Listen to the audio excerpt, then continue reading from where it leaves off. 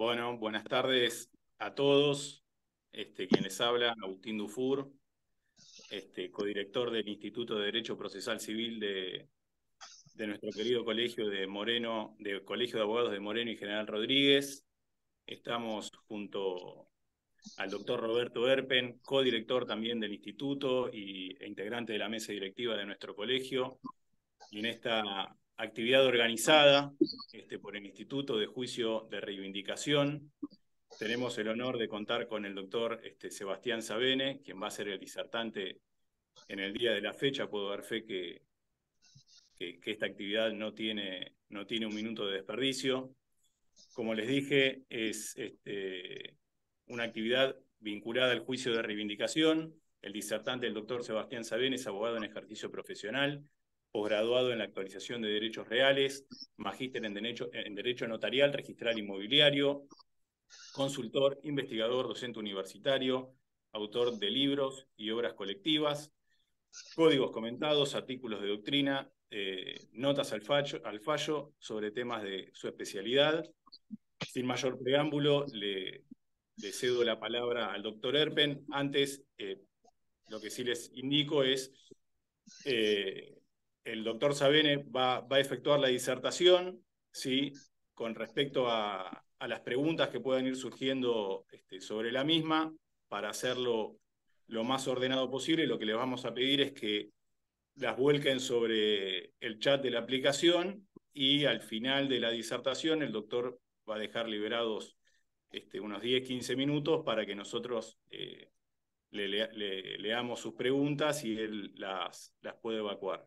Así que sin más, Tito, te cedo la palabra y les agradezco a todos la participación de hoy. Hola, buenas tardes, ¿cómo están? Bueno, yo como ya adelantó Agustín, soy el doctor Erpen, Roberto Erpen, codirector del instituto, y bueno, nada, ya ha hecho toda la presentación, nada más espero que sepamos aprovechar porque es un muy lindo tema y bueno, nuestro disertante es de excelencia, así que bueno, bienvenido doctor Sabene y bueno, espero que sea provechosa esta tarde, así que arranquemos nada más. Bueno, muy amable, muchísimas gracias, doctor Dufour, doctor Erpen. Gracias ante todo por la convocatoria.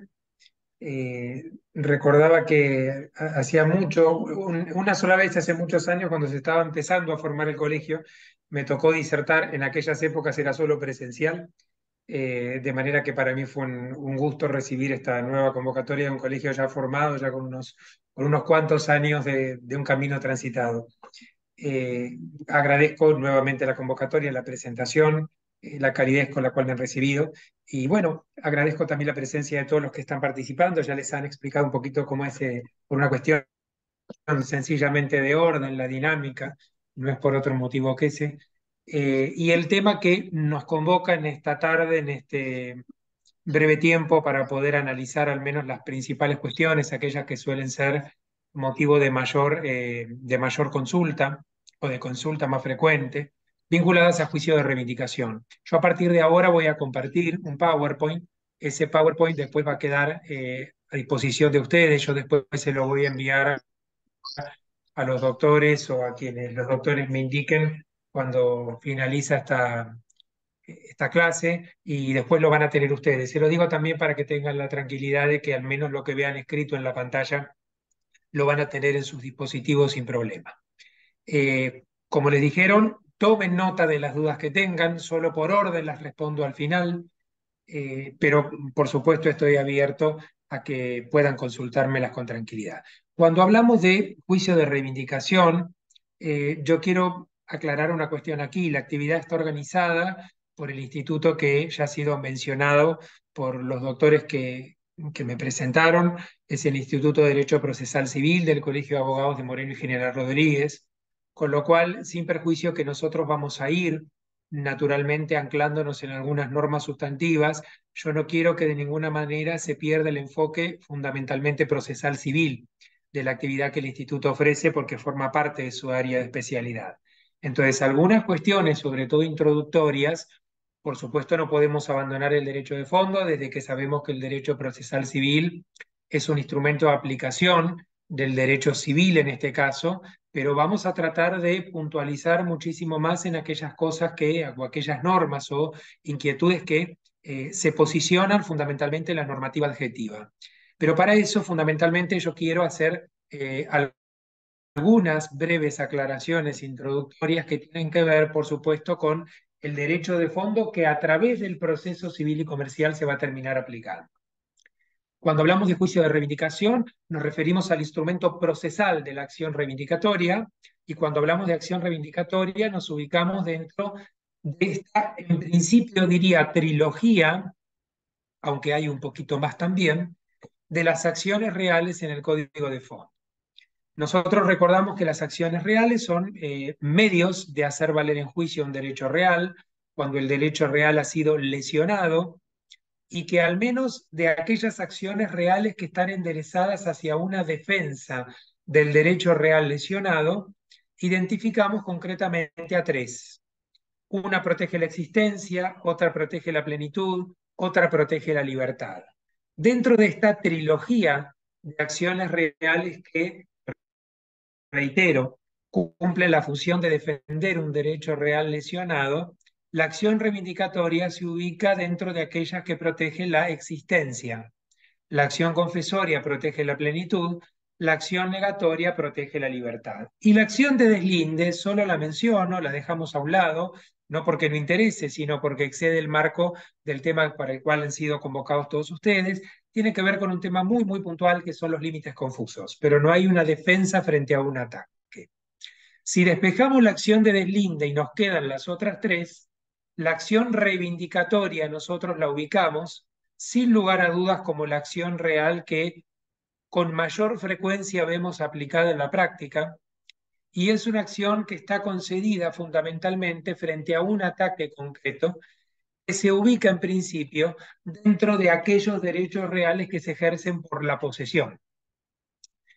Por una cuestión de simplificar, en esta pantalla que ustedes están viendo ahora, yo ya les agrupo, les listo, tienen aquí el elenco de todos aquellos derechos reales ejercibles por la posesión, que como verán son sencillamente todos menos la hipoteca y la servidumbre. Todos estos derechos reales que estamos viendo aquí son ejercibles por la posesión y por lo tanto cuando esa posesión de alguna manera aparece lesionada, el titular de estos derechos reales tiene la posibilidad de defenderse utilizando alguna acción real de aquellas que le concede el ordenamiento jurídico. Ustedes van a ver aquí en este listado de derechos reales que yo les presento, todos los que podrían habilitar una acción reivindicatoria, pero me permito aclarar que yo por una cuestión de estadística en lo que a las acciones reivindicatorias se refiere, me voy a referir inicialmente, o al menos desde la disertación, a la acción reivindicatoria inmobiliaria. No quiere decir, por supuesto, que la acción reivindicatoria proceda solamente sobre inmuebles. Dejo, por supuesto, abierta la posibilidad de que a partir de las preguntas, si quieren ampliar el ámbito de aplicación, lo podamos hacer, pero creo que en este breve tiempo va a ser mucho más fructífero centrarme en aquello que sucede con mayor frecuencia. Si nosotros observamos entonces, y aclaro esto porque de todo este listado, en materia inmobiliaria aplicaríamos cualquiera de estos derechos reales, menos la prenda con desplazamiento, que naturalmente solo procede en materia mobiliaria. Cuando el ataque que sufre la posesión que ejerce el titular de derechos reales es un desapoderamiento, ahí es donde la acción que está concedida por el ordenamiento para poder defenderse es la acción reivindicatoria. Si en cambio el ataque es simplemente una turbación, la acción no es la reivindicatoria, sino la negatoria. O sea que existe entre estas dos acciones una suerte de similitud. Los sujetos activamente legitimados para poder iniciarlas son al menos prima facie los mismos. Lo que cambia es la magnitud de la lesión que se ha sufrido. Sin perjuicio que esto pueda parecer al menos inicialmente muy sencillo, yo quiero detenerme un poquito aquí porque desde el punto de vista práctico muchas veces se generan confusiones con los propios conceptos de desapoderamiento y turbación. Fundamentalmente porque hay un punto concreto en el que quiero detenerme para evitar confusiones. La confusión se suele presentar con los casos en que hay un desapoderamiento parcial.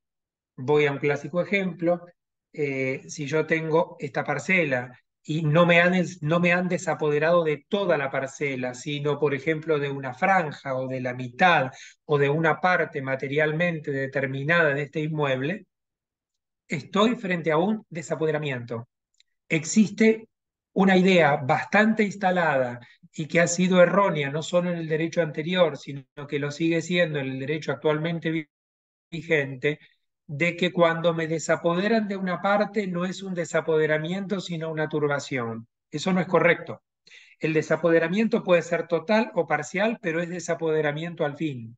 Con lo cual, anticipándome en algunos de los temas que nosotros vamos a ver en el transcurso de esta clase, si yo pienso que en esta hoja yo tengo la parcela y me desapoderan solo de una franja, esto es un desapoderamiento y por lo tanto para defenderme frente a este desapoderamiento parcial, debo utilizar la acción reivindicatoria. No resulta suficiente defenderme frente a un desapoderamiento parcial utilizando una negatoria, porque la negatoria está prevista para los actos de turbación. La turbación implica una molestia en el ejercicio de la posesión, pero de ninguna manera un desapoderamiento. Si yo he sido desapoderado de todo o de parte, la acción que tengo que utilizar es la acción cuyo análisis nos convoca para esta actividad. Aclarado este punto entonces, y a partir de ahora ya centrándonos en el desapoderamiento, sea total o sea parcial, vamos a avanzar entonces hacia estudiar la legitimación activa para poder iniciar esta acción reivindicatoria. Inicialmente quiero manejar un principio general que después vamos a ver que no es técnicamente tan absoluto, que en algunos casos por aplicación de ciertas normas puntuales que son de la misma jerarquía normativa del Código Civil y Comercial de la Nación, sede, pero la regla general es que para que yo pueda utilizar en defensa de mi derecho una acción real, el derecho que ostento debe ser un derecho real. Me anticipo en esto a decir que más allá de algunas cuestiones doctrinarias de varias décadas atrás, por suerte ya abandonadas, quien posee en virtud de un boleto de compraventa no puede defenderse con una acción reivindicatoria. Y quiero incluso aclararlo inicialmente para ir despejando dudas.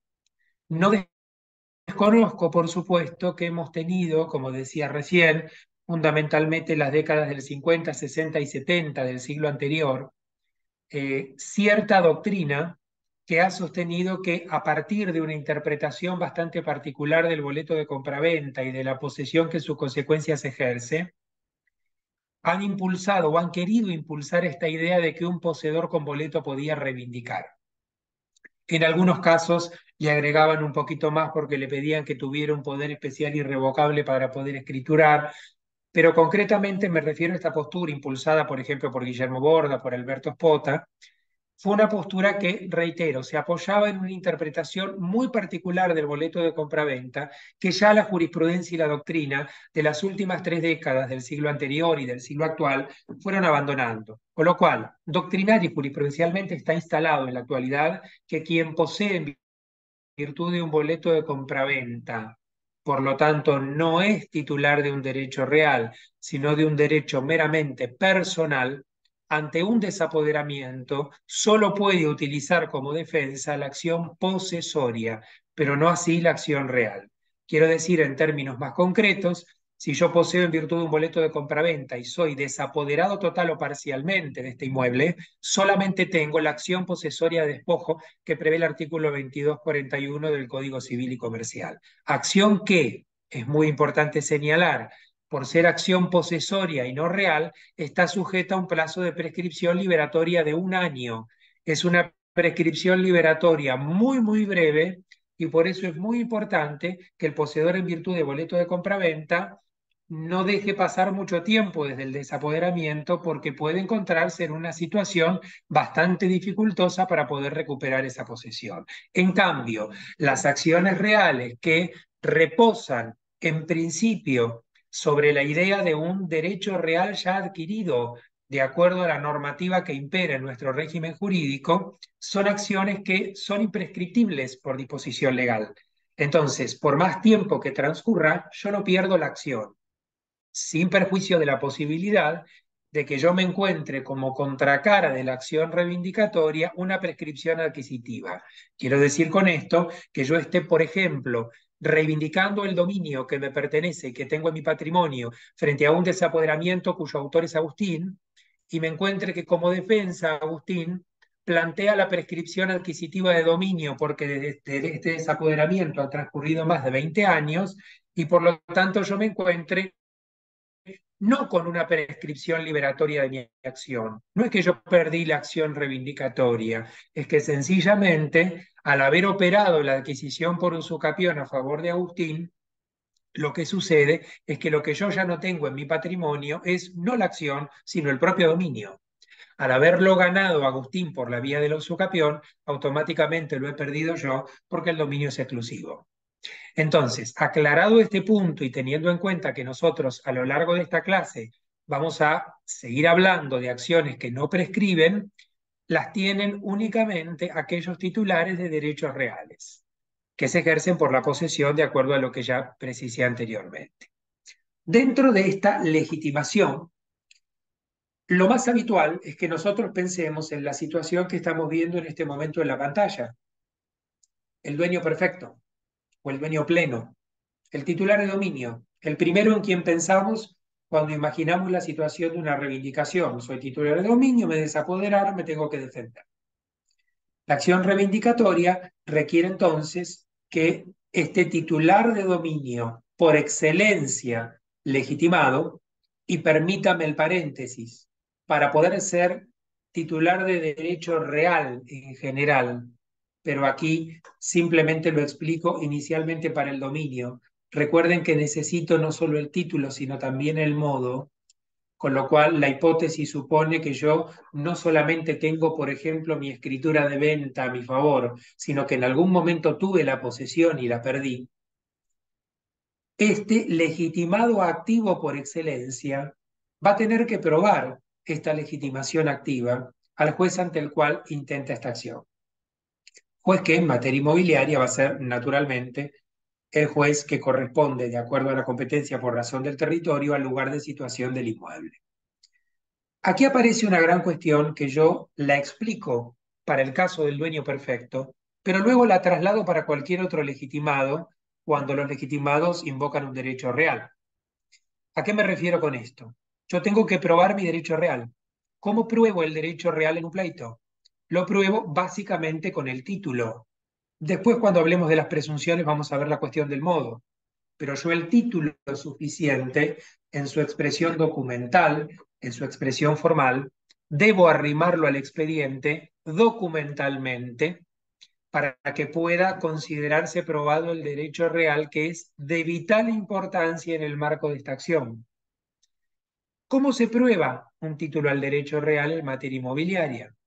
Nosotros bien sabemos que tenemos una regla general, y es que cuando yo adquirí a título derivado un derecho real con título suficiente y modo suficiente, hay un contrato, y ese contrato, para servir de causa al nacimiento de un derecho real, tuvo que haberse instrumentado, al menos como regla general, por escritura pública, de acuerdo a la manda del 1017, inciso A, del Código Civil y Comercial.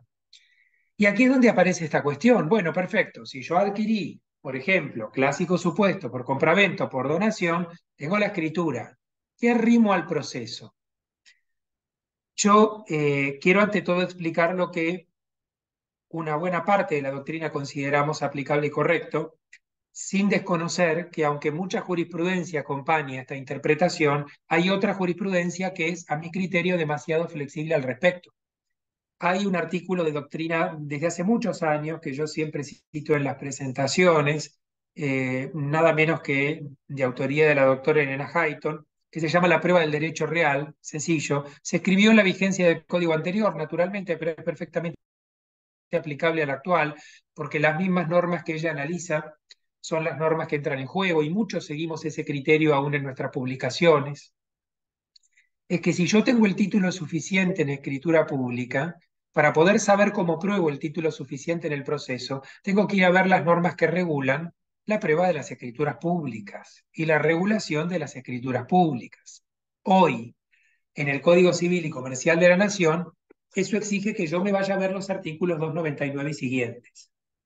El artículo 299 tiene dentro de su frondoso texto un segmento muy importante, que lo teníamos también en el código anterior, no es nada nuevo. Lo único que hace plena fe como la matriz es el testimonio.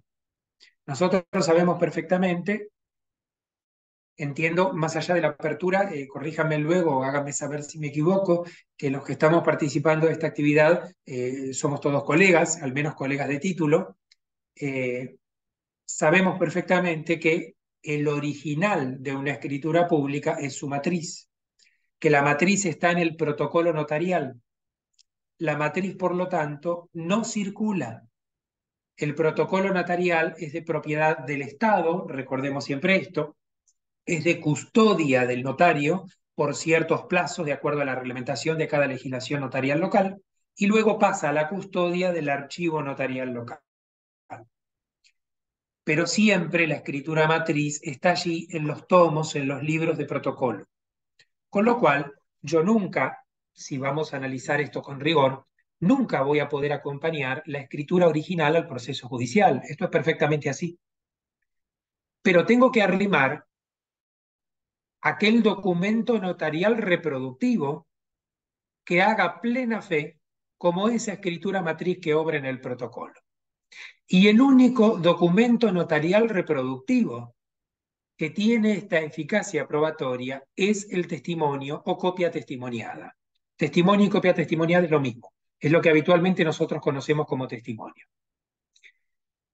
Con lo cual, cualquier otro mecanismo reproductivo de la matriz que no sea un testimonio no alcanza a ser el documento que necesito.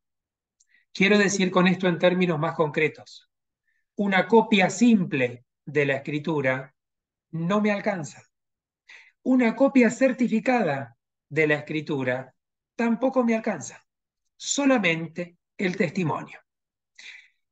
Para ser más precisos en esto, más domésticos les diría. ¿Cómo distingo? A ver, distinguir la copia simple de un testimonio es muy fácil, pero a veces se presenta esta cuestión de ¿y cómo distingo la certificación del testimonio? Muy sencillo. Siempre que cuando yo encuentro en la foja de actuación notarial, primero, vamos a aclarar, hay dos formas de expedir testimonio. Sobre todo que, aclaro, esto cambia de una reglamentación a la otra, porque por más que nosotros tenemos la regulación sustantiva de las escrituras públicas en el Código Civil y Comercial, que es ley nacional, la forma de expedir el testimonio en la actuación notarial, eso se desprende de cada ley notarial, y hay 24 en nuestro país, una por cada provincia y una por la ciudad autónoma. Algunas demarcaciones territoriales prevén más de una forma de expedir testimonios. Básicamente nosotros mismos en el ejercicio profesional vamos a encontrarnos con dos tipos de testimonio. Ahora les diría tres. Si vamos primero a hablar del testimonio en papel, existe el testimonio que ya se reproduce en foja de actuación notarial. Nos damos cuenta porque es una hoja más gruesa, con mecanismos de seguridad, con generalmente algún color en sus bordes, ¿sí? Entonces ya no nos cabe duda que eso es una copia testimonial, es un testimonio.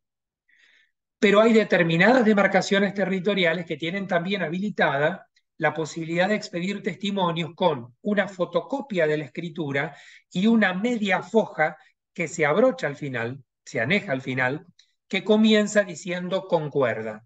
¿Esto es un testimonio o no es un testimonio? Sí, es un testimonio. Sencillamente, ¿por qué? Porque la media foja que está al final es concuerda. Empieza con la palabra concuerda. Siempre que yo veo el concuerda, ¿qué me encuentro después del concuerda? Concuerda con su matriz que obra el folio tal del protocolo del año tal. Ese concuerda es la dación de fe del notario autorizante o de su reemplazante legal de que la reproducción que estoy teniendo en este testimonio corresponde con la escritura matriz. Siempre que veo un concuerda, estoy frente a un testimonio. Eso me sirve para una acción reivindicatoria. Pero ojo, porque cuando se certifica una copia de una escritura pública, también me encuentro una fotocopia de la escritura con una media foja atrás abrochada. Pero esa media foja no comienza diciendo concuerda, sino certificó. Eso es una copia certificada, eso no me alcanza para probar el derecho real. pero me lo certificó el mismo escribano que autorizó la escritura. No pasa porque vayamos a cuestionar si es la misma fe pública o no. Pasa porque el tipo de reproducción del documento notarial está reservado de acuerdo al 299 con la misma eficacia probatoria que su original al testimonio. Vuelvo a lo mismo, no desconozco que hay criterios jurisprudenciales más flexibles. No los recomiendo. Primero creo que es muy claro el 299, como lo era también el derecho anterior. Incluso, no voy a dejar de mencionar que también hay algún criterio jurisprudencial que ha hecho prosperar acciones reivindicatorias sin siquiera tener, y esto lo considero respetuosamente hasta grave, sin siquiera tener una copia simple del título, simplemente con un informe de dominio expedido por el registro de la propiedad. Esto es todavía más incorrecto que lo anterior. No nos olvidemos, por favor, que aunque yo tenga el título inscripto, la inscripción registrada en Argentina es meramente declarativa y no es convalidante, con lo cual nunca que yo arrime un informe registral a un proceso me puede suplir la prueba del título. El título no lo construye el registro, a diferencia de lo que sucede en automotores, que es otra cuestión, ¿sí? El título lo construye, en principio, el notario, lo configura el notario, y es el título lo que tengo que arrimar como prueba al juicio de reivindicación, no solo para sustentar mi legitimación activa, como explico, sino también después por las presunciones probatorias a las que me voy a referir más adelante. De acuerdo, entonces, solo testimonio. Yo les propongo que en esto piensen más en la acción reivindicatoria que están por iniciar que en la que ya iniciaron, o si hay una que ya iniciaron y tenemos posibilidad de remontar esta situación para no correr tantos riesgos jurisprudenciales, bueno, si estamos a tiempo, mejor todavía. Pero nunca aconsejo el decir, no, copia simple, total, hay algún fallo que me lo permite, más allá de que yo puedo no estar de acuerdo. Vayamos por sobre seguro. Los clientes no contratan para poder brindarles la mayor seguridad posible en el pleito. Entonces, tiene solamente la copia simple, no tiene lo extravió. Para eso está el segundo testimonio. Habrá que tramitar un segundo testimonio para poder ir con el testimonio de la actuación notarial a litigar al juicio de reivindicación. Esto mismo que estoy diciendo para la regla general, y es que en la adquisición derivada de derechos reales sobre inmuebles encuentra una escritura pública, lo pienso también para otras situaciones excepcionales. Por ejemplo, si pienso que el dueño que quiere reivindicar adquirió por subasta. Lo mismo aquí. No me alcanza ir con un informe de dominio. Tengo que ir con el testimonio de las actuaciones judiciales o, en su caso, la escritura acta de protocolización de actuaciones de la subasta. O es el caso en que el dueño tiene su título por una partición hereditaria en la cual este inmueble se le adjudicó, que es una partición que se hizo por instrumento privado con homologación del juez de la sucesión. Bueno, de ahí también se tuvo que haber expedido un testimonio. Es ese testimonio el que necesito arrimar al juicio de reivindicación. Como ven, no son sino ejemplos de una misma regla. Es el testimonio del original del título y ningún otro mecanismo de reproducción documental. ¿Bien? De esta manera es como acredita su legitimación activa cualquier titular de derecho real que quiera reivindicar. Yo aquí me refiero entonces inicialmente a esta situación puntual del titular de dominio perfecto, pleno. Pero lo mismo, trasládenlo por analogía a los casos que vamos a ver luego. Por ejemplo, el dueño revocable. Voy a referir muy brevemente a esta situación, no es muy habitual, pero merece la aclaración. No se olviden que empezamos hablando del dueño perfecto, pero después tenemos el dueño imperfecto. Las tres tipologías de dominio imperfecto en nuestro sistema jurídico son el dominio revocable, el dominio fiduciario y el dominio desmembrado. ¿Qué hay del dominio revocable? ¿Cuándo tengo un dominio revocable? Cuando no tengo un dominio perpetuo. Cuando tengo un dominio que al vencimiento de un plazo o al cumplimiento de una condición se va a extinguir y va a volver al titular anterior. Tanto como si yo dijera que a Roberto le voy a transmitir el dominio por 8 años y luego de los 8 años el dominio regresa a mi patrimonio. Bueno, por supuesto aquí, Roberto, si en el transcurso de estos 8 años sufre un desapoderamiento, tiene legitimación para poder reivindicar. La falta de perpetuidad en su dominio no lo deja indefenso frente a una situación de lesión de la posesión que ejerce. Puede activar e iniciar la acción reivindicatoria, ¿sí? Sin ningún inconveniente. Ahora, por supuesto, si estamos frente a un título de dominio revocable y ya ha pasado el plazo, ese plazo venció y por lo tanto yo soy nuevamente el dueño porque ha vencido el plazo del derecho real de dominio en cabeza de Roberto, bueno, ya Roberto no tiene más legitimación porque su derecho se extinguió. Y donde no hay derecho, no hay acción reivindicatoria para poder defenderlo, ¿sí? Similar, aunque no igual, es lo que me sucede con el dueño fiduciario. Aquí pensamos entonces en otra tipología de dominio imperfecto. Una tipología de dominio imperfecto que recordemos que es diferente, que es muy especial, porque se apoya en un fideicomiso constituido por contrato o por testamento y por lo tanto en una idea muy pero muy puntual que tiene que ver con el patrimonio de afectación, con un patrimonio especial distinto al patrimonio ordinario. Esto se ha presentado en algunos casos en la práctica, lo más común, sobre todo en las zonas del conurbano bonaerense, a la que varios de nosotros pertenecemos, que es una zona muy creciente en términos edilicios, en los que la figura fiduciaria es muy utilizada para la construcción de emprendimientos inmobiliarios. Lo común que yo, titular de un terreno, aporto terreno y firmo un fideicomiso con una SA fiduciaria que se va a ocupar de construir un edificio de departamentos, afectarlo a propiedad horizontal y luego enajenar los departamentos, que incluso algunos de esos departamentos me los voy a adjudicar yo porque es la forma de retribuirme a mí el aporte que hago al fideicomiso. Imagínense que firmamos el contrato de fideicomiso, hacemos la escritura de transmisión de dominio fiduciario en la que yo transmito y adquiere la SA, entrego la posesión, con lo cual la SA queda investida del modo suficiente y por lo tanto adquiere el dominio fiduciario y luego se produce un desapoderamiento. Si se produce ese desapoderamiento, es por supuesto la SA titular de dominio fiduciario la que está legitimada para poder reivindicar.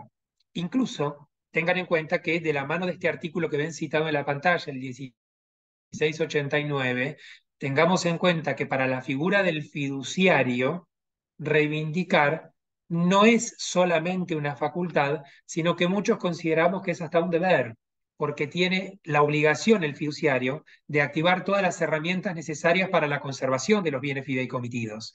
Y por lo tanto, si los bienes fideicomitidos, en este caso el inmueble fideicomitido, ha sido objeto de un desapoderamiento, no es que puede, debe activar, iniciar la acción reivindicatoria para poder garantizar la conservación de este bien. Tengamos en cuenta que si un fiduciario, ojo con esto, si un fiduciario va a iniciar una acción reivindicatoria, su legitimación activa es incuestionable, pero tiene que arrimar el contrato de fideicomiso y la escritura de transmisión de dominio fiduciario. Las dos cosas. Ninguna de las dos solas me alcanza. El contrato de fideicomiso solo no me prueba el título. Y la escritura de transmisión de dominio fiduciario es el título, pero le está faltando la apoyatura, que es el contrato de fideicomiso que le sirve de causa. A veces puede suceder que el contrato de fideicomiso y la transmisión de dominio fiduciario hayan sido simultáneas y estén incluso las dos en una misma escritura. No hay problema. En ese caso tendré una sola escritura pública. Pero desde el punto de vista negocial, desde el punto de vista del acto jurídico, quiero hacer hincapié en esto. Son los dos actos. El contrato de fideicomiso y la escritura de transmisión de dominio fiduciario otorgada en cumplimiento del primero, los que tengo que arrimar para poder justificar mi legitimación activa en este juicio de reivindicación. ¿De acuerdo? Esto es muy importante considerarlo porque, si bien no es lo más habitual, ha sucedido estas situaciones y es interesante evaluar cómo acredita esta situación el fiduciario, que como ven en este esquema es el que está aquí, el que sufre el desapoderamiento y el que entonces tiene que activar la acción reivindicatoria para garantizar la conservación del bien fideicomiso. Pero a su vez, dentro de esta situación del dominio imperfecto, tenemos también la situación del dueño desmembrado, el nudo propietario, que no es tan rara como las otras dos. Es muy común, se presenta esta situación, vamos al caso más habitual, las desmembraciones de dominio en nuestro derecho son muy habituales, y son muy habituales porque uno de los negocios jurídicos familiares más comunes en la práctica son las donaciones con reserva de usufructo como una forma de evitar en el futuro la apertura de un sucesorio. Entonces yo me encuentro que el usufructo está en cabeza del padre y o la madre y la nuda propiedad está en cabeza del hijo. En esta situación se produce un desapoderamiento. El punto es, ¿puede reivindicar, perdón, el usufructuario? Ya veremos en un rato. Por supuesto, sí. De hecho, el usufructuario está ejerciendo un derecho real ejercible por la posesión. Pero el nudo propietario, que en principio podemos decir que no ejerce al menos materialmente la posesión, ¿puede o no puede reivindicar? Está absolutamente instalada la idea que comparto de que sí puede hacerlo. Porque aunque es cierto que el nudo propietario no tenga el ejercicio material de la posesión, es verdad, la posesión materialmente corresponde al usufructuario, no le corresponde a él o a ella, sí es cierto también que tiene un derecho a defender esa posesión, a retenerla, a cuidarla, porque no olvidemos que en algún momento el usufructo se va a extinguir y el dominio se va a plenificar en el patrimonio de este hoy nudo propietario. Por eso es que hoy es ya incuestionable en la jurisprudencia y la doctrina la legitimación que tiene el nudo propietario. Vuelvo a lo mismo, lo más común es que nos venga a ver el usufructuario, pero también es relativamente habitual que cuando el usufructuario es de edad muy avanzada, a veces se arrima este hijo, que es el donatario nudo propietario, que nos viene a decir, esto es doméstico, es particular, es real, sucede, tengo mi mamá, mi papá, que son usufructuarios, ocurrió esta situación de desapoderamiento, son muy grandes, no los quiero exponer a un juicio, a que tengan que estar lidiando con tramitar un expediente judicial. Yo como nudo propietario, como nuda propietaria, ¿puedo hacerlo? Bueno, incuestionablemente sí. El nudo propietario, reitero, no tiene el ejercicio material de la posesión, pero tiene un derecho real que le permite defenderla, protegerla, conservarla. Y es en función de ello que se lo considera incuestionablemente legitimado para reivindicar. Saliendo ya del dominio, vamos al caso del condominio. ¿El condominio puede reivindicar? Primera respuesta, absolutamente sí. Tenemos que aclarar algunas cuestiones dependiendo de las dos situaciones que ustedes están viendo aquí en la pantalla. Si estoy reivindicando contra otro condomino o si estoy reivindicando contra un tercero. Esto significa que cambian las hipótesis según de quién provenga la lesión del desapoderamiento. ¿Me desapoderó mi condómino? ¿Me desapoderó Roberto, que es condómino del otro medio indiviso conmigo? Hay una reivindicación entre condóminos. Ojo con este primer caso, porque no es tan sencillo que se produzca un desapoderamiento por parte del otro condómino, ¿sí? Generalmente esto se da a través de actos que incuestionablemente producen la exclusión de la posesión por parte del condómino afectado.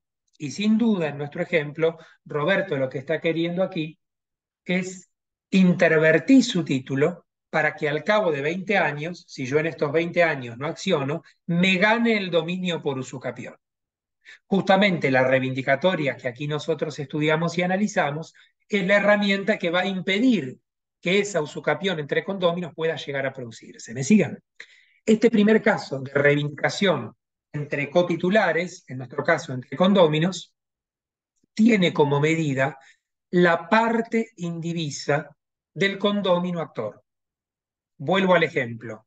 Tengo como condómino actor, a mí en este caso, titular de un medio indiviso, condómino demandado a Roberto, titular del otro medio indiviso. ¿Qué es lo que reivindico? Lo que mi título me reconoce. Mi medio indiviso. Recuerden siempre que tenemos que abandonar la costumbre de hablar de porcentaje cuando hablamos de copropiedad. Mi medio indiviso. Por lo tanto, para el pago de la tasa se considera el medio indiviso del valor fiscal incrementado de acuerdo al Código Fiscal, con el 10% de muebles presuntos. Los aranceles, los honorarios se regulan sobre el medio indiviso porque la acción tiene por objeto un medio indiviso del inmueble. ¿Sí? Esto es muy importante comprenderlo de esta manera. Con lo cual, la sentencia que eventualmente haga lugar a la demanda que articula un condómino contra el otro, ¿a qué va a condenar? ¿A restituir la posesión? Técnicamente no, porque en esta sentencia que va a condenar si prospera a Roberto en la acción reivindicatoria, Roberto no va a dejar de poseer, porque también tiene derecho a poseer. Lo que pasa es que Roberto, a partir de la exclusión, está poseyendo en forma exclusiva, y lo que yo pretendo al reivindicar como condómino es que sea restablecido en el ejercicio de una coposesión. ¿Se entiende entonces? Aquí la medida, cuando es de condómino a condómino, es la parte indivisa. Y la sentencia condenatoria condena el restablecimiento en el ejercicio de una coposesión. La coposesión, recordemos, no es otra cosa que el ejercicio natural del derecho real de condominio. Distinto el caso en que se reivindica contra un tercero. Aquí cambiamos la hipótesis. Roberto y yo somos titulares de un derecho real de condominio por un medio indiviso cada uno, pero ninguno de nosotros ha desapoderado al otro, sino que el desapoderamiento viene por parte de Agustín, que es un tercero, que ningún derecho real tiene sobre este inmueble. Ante esta situación de desapoderamiento existen dos posibilidades, o mejor dicho, en este caso tres: que Roberto y yo, los dos juntos, iniciemos la acción reivindicatoria, que la inicie solo Roberto o que la inicie solo yo. En cualquiera de los tres casos aquí, la medida de la acción no es nunca la parte indivisa, es la cosa. Frente al tercero, los dos o cualquiera de los dos tenemos la posibilidad de defendernos reivindicando el inmueble en su totalidad. Y a esta primera inquietud de, pero ¿cómo si yo tengo un medio indiviso puedo reivindicar la totalidad? Piensen que en este caso el ordenamiento jurídico razona como razón en materia de obligaciones solidarias. Al caso en las obligaciones solidarias no es que cualquier acreedor puede cobrar la totalidad del crédito, y sí, después verá cómo distribuye con los demás, pero actúa como un frente común frente al deudor. Eso mismo sucede cuando hay un desapoderamiento en relación al inmueble tenido en condominio. Cualquier condominio, si quiere, actúa reivindicando toda la cosa. Y por supuesto la sentencia que prospere, que haga lugar a la demanda, perdón, condenará a que se restituya la posesión a todos los condóminos, no solo al que accionó. ¿Sí? Por eso, desde este punto de vista, es interesante analizar esta cuestión, porque el litisconsorcio activo que se presenta en las reivindicatorias que inicia un solo condómino es facultativo, no necesario. Lo más recomendable por una cuestión de prolijidad procesal, lo entrecomillo esto, prolijidad procesal, no es que si acciona uno solo el proceso quede desprolijo. Pero si lo podemos lograr desde el punto de vista de la elaboración del proceso, nosotros desde el estudio, lo ideal es que contar con todos. ¿Por qué digo esto? Porque después vamos a evitar reclamos del condominio que accionó contra el otro por repetición de gastos y demás. Pero nos alcanza con uno, y aunque ese uno tenga un 1 sobre 100 indiviso, lo que llamaríamos el 1%, no me importa, porque no necesito ningún tipo de mayoría. Cualquiera sea la cuantía de su cuota parte indivisa, ese condominio, ve lesionado su derecho con el desapoderamiento total o parcial, se puede proteger con la acción reivindicatoria. Y se protege con toda la cosa. ¿Bien? Los demás, repeticiones de gastos y demás cuestiones, será una cuestión interna entre los condóminos. Pero en tanto, se garantiza esta posibilidad. Esto mismo, tengan en cuenta que prospera también, procede igual, esto mismo que estoy explicando, para los casos de reivindicación que inicia un solo coheredero. Por eso yo aquí me refiero a cotitulares en términos generales. Cuando se presenta la reivindicación iniciada en el estado de comunidad hereditaria, si están todos, perfecto, pero si tengo uno solo, también. Bien, avanzamos. Con respecto al derecho real de propiedad horizontal, me permito en esto una breve aclaración terminológica. Recuerden que la propiedad horizontal desde el 1 de agosto de 2015 ya es por texto normativo lo que muchos veníamos diciendo desde hace muchos años, es un derecho real distinto al dominio, con lo cual lo menciono como otro caso, porque la propiedad que yo tengo en el departamento que está en este edificio no se llama dominio, se llama propiedad horizontal. Ese es el nombre que tiene mi derecho real. ¿Qué tengo que arrimar como prueba de mi derecho cuando voy a reivindicar un derecho real de propiedad horizontal porque me ocuparon el departamento que tengo en el edificio? Ojo con esto. ¿Alcanza con mi escritura en la cual yo compré esta unidad funcional? Técnicamente no. Yo sé que en esto puede parecer excesivamente riguroso. Seguramente más de uno me puede decir, bueno, pero yo inicié más de uno y prosperó. Ojo, si ustedes ven el 2037, el 2038, cuando se habla del reglamento de propiedad horizontal, la ley dice, esto no es doctrina ni jurisprudencia, que el reglamento integra el título. Cuando yo tengo que probar en cualquier proceso mi calidad de titular de derecho real de propiedad horizontal sobre la unidad funcional 28 del edificio de Rivadavia 333, mi título se compone con la escritura que documenta el acto de adquisición y el reglamento. Entonces, para poder rendir acabadamente la prueba por parte del reivindicante, tengo que arrimar los dos instrumentos, salvo que reglamento y título estén en la misma escritura, por supuesto, ¿no? Pero generalmente la mayoría de los casos no lo está, entonces tengo que arrimar también el reglamento de propiedad horizontal. La verdad es que desde la práctica profesional no se han visto casos en que se rechace una reivindicatoria por este motivo.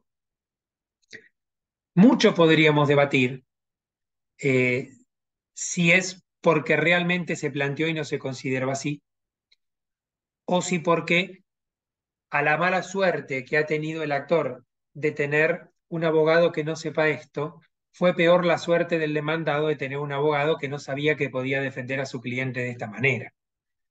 A partir de ahora lo que les sugiero es, poco nos cuesta, pidamos también el reglamento y vayamos con toda la documentación. No se olviden que en ese reglamento puede haber modificaciones. El reglamento es el recorte. Eh, yo siempre lo explico de esta manera. El derecho que yo tengo en propiedad horizontal, si yo simplemente arrimo el título sobre la unidad, es solo una pieza de todo un rompecabezas. El reglamento me da todo ese marco que me explica cuál es el contexto mucho más amplio dentro del cual se desenvuelve el derecho sobre esta unidad en particular. Por eso es que la ley me dice hoy claramente que ese reglamento integra el título, lo conforma, forma parte de él. Por lo tanto, si el reglamento no está, el título claramente está incompleto. Lo mismo para decir, ojo con esto, los conjuntos inmobiliarios, entendiendo portales en nuestra zona, fundamentalmente clubes de campo y barrios cerrados, posteriores al 1 de agosto de 2015.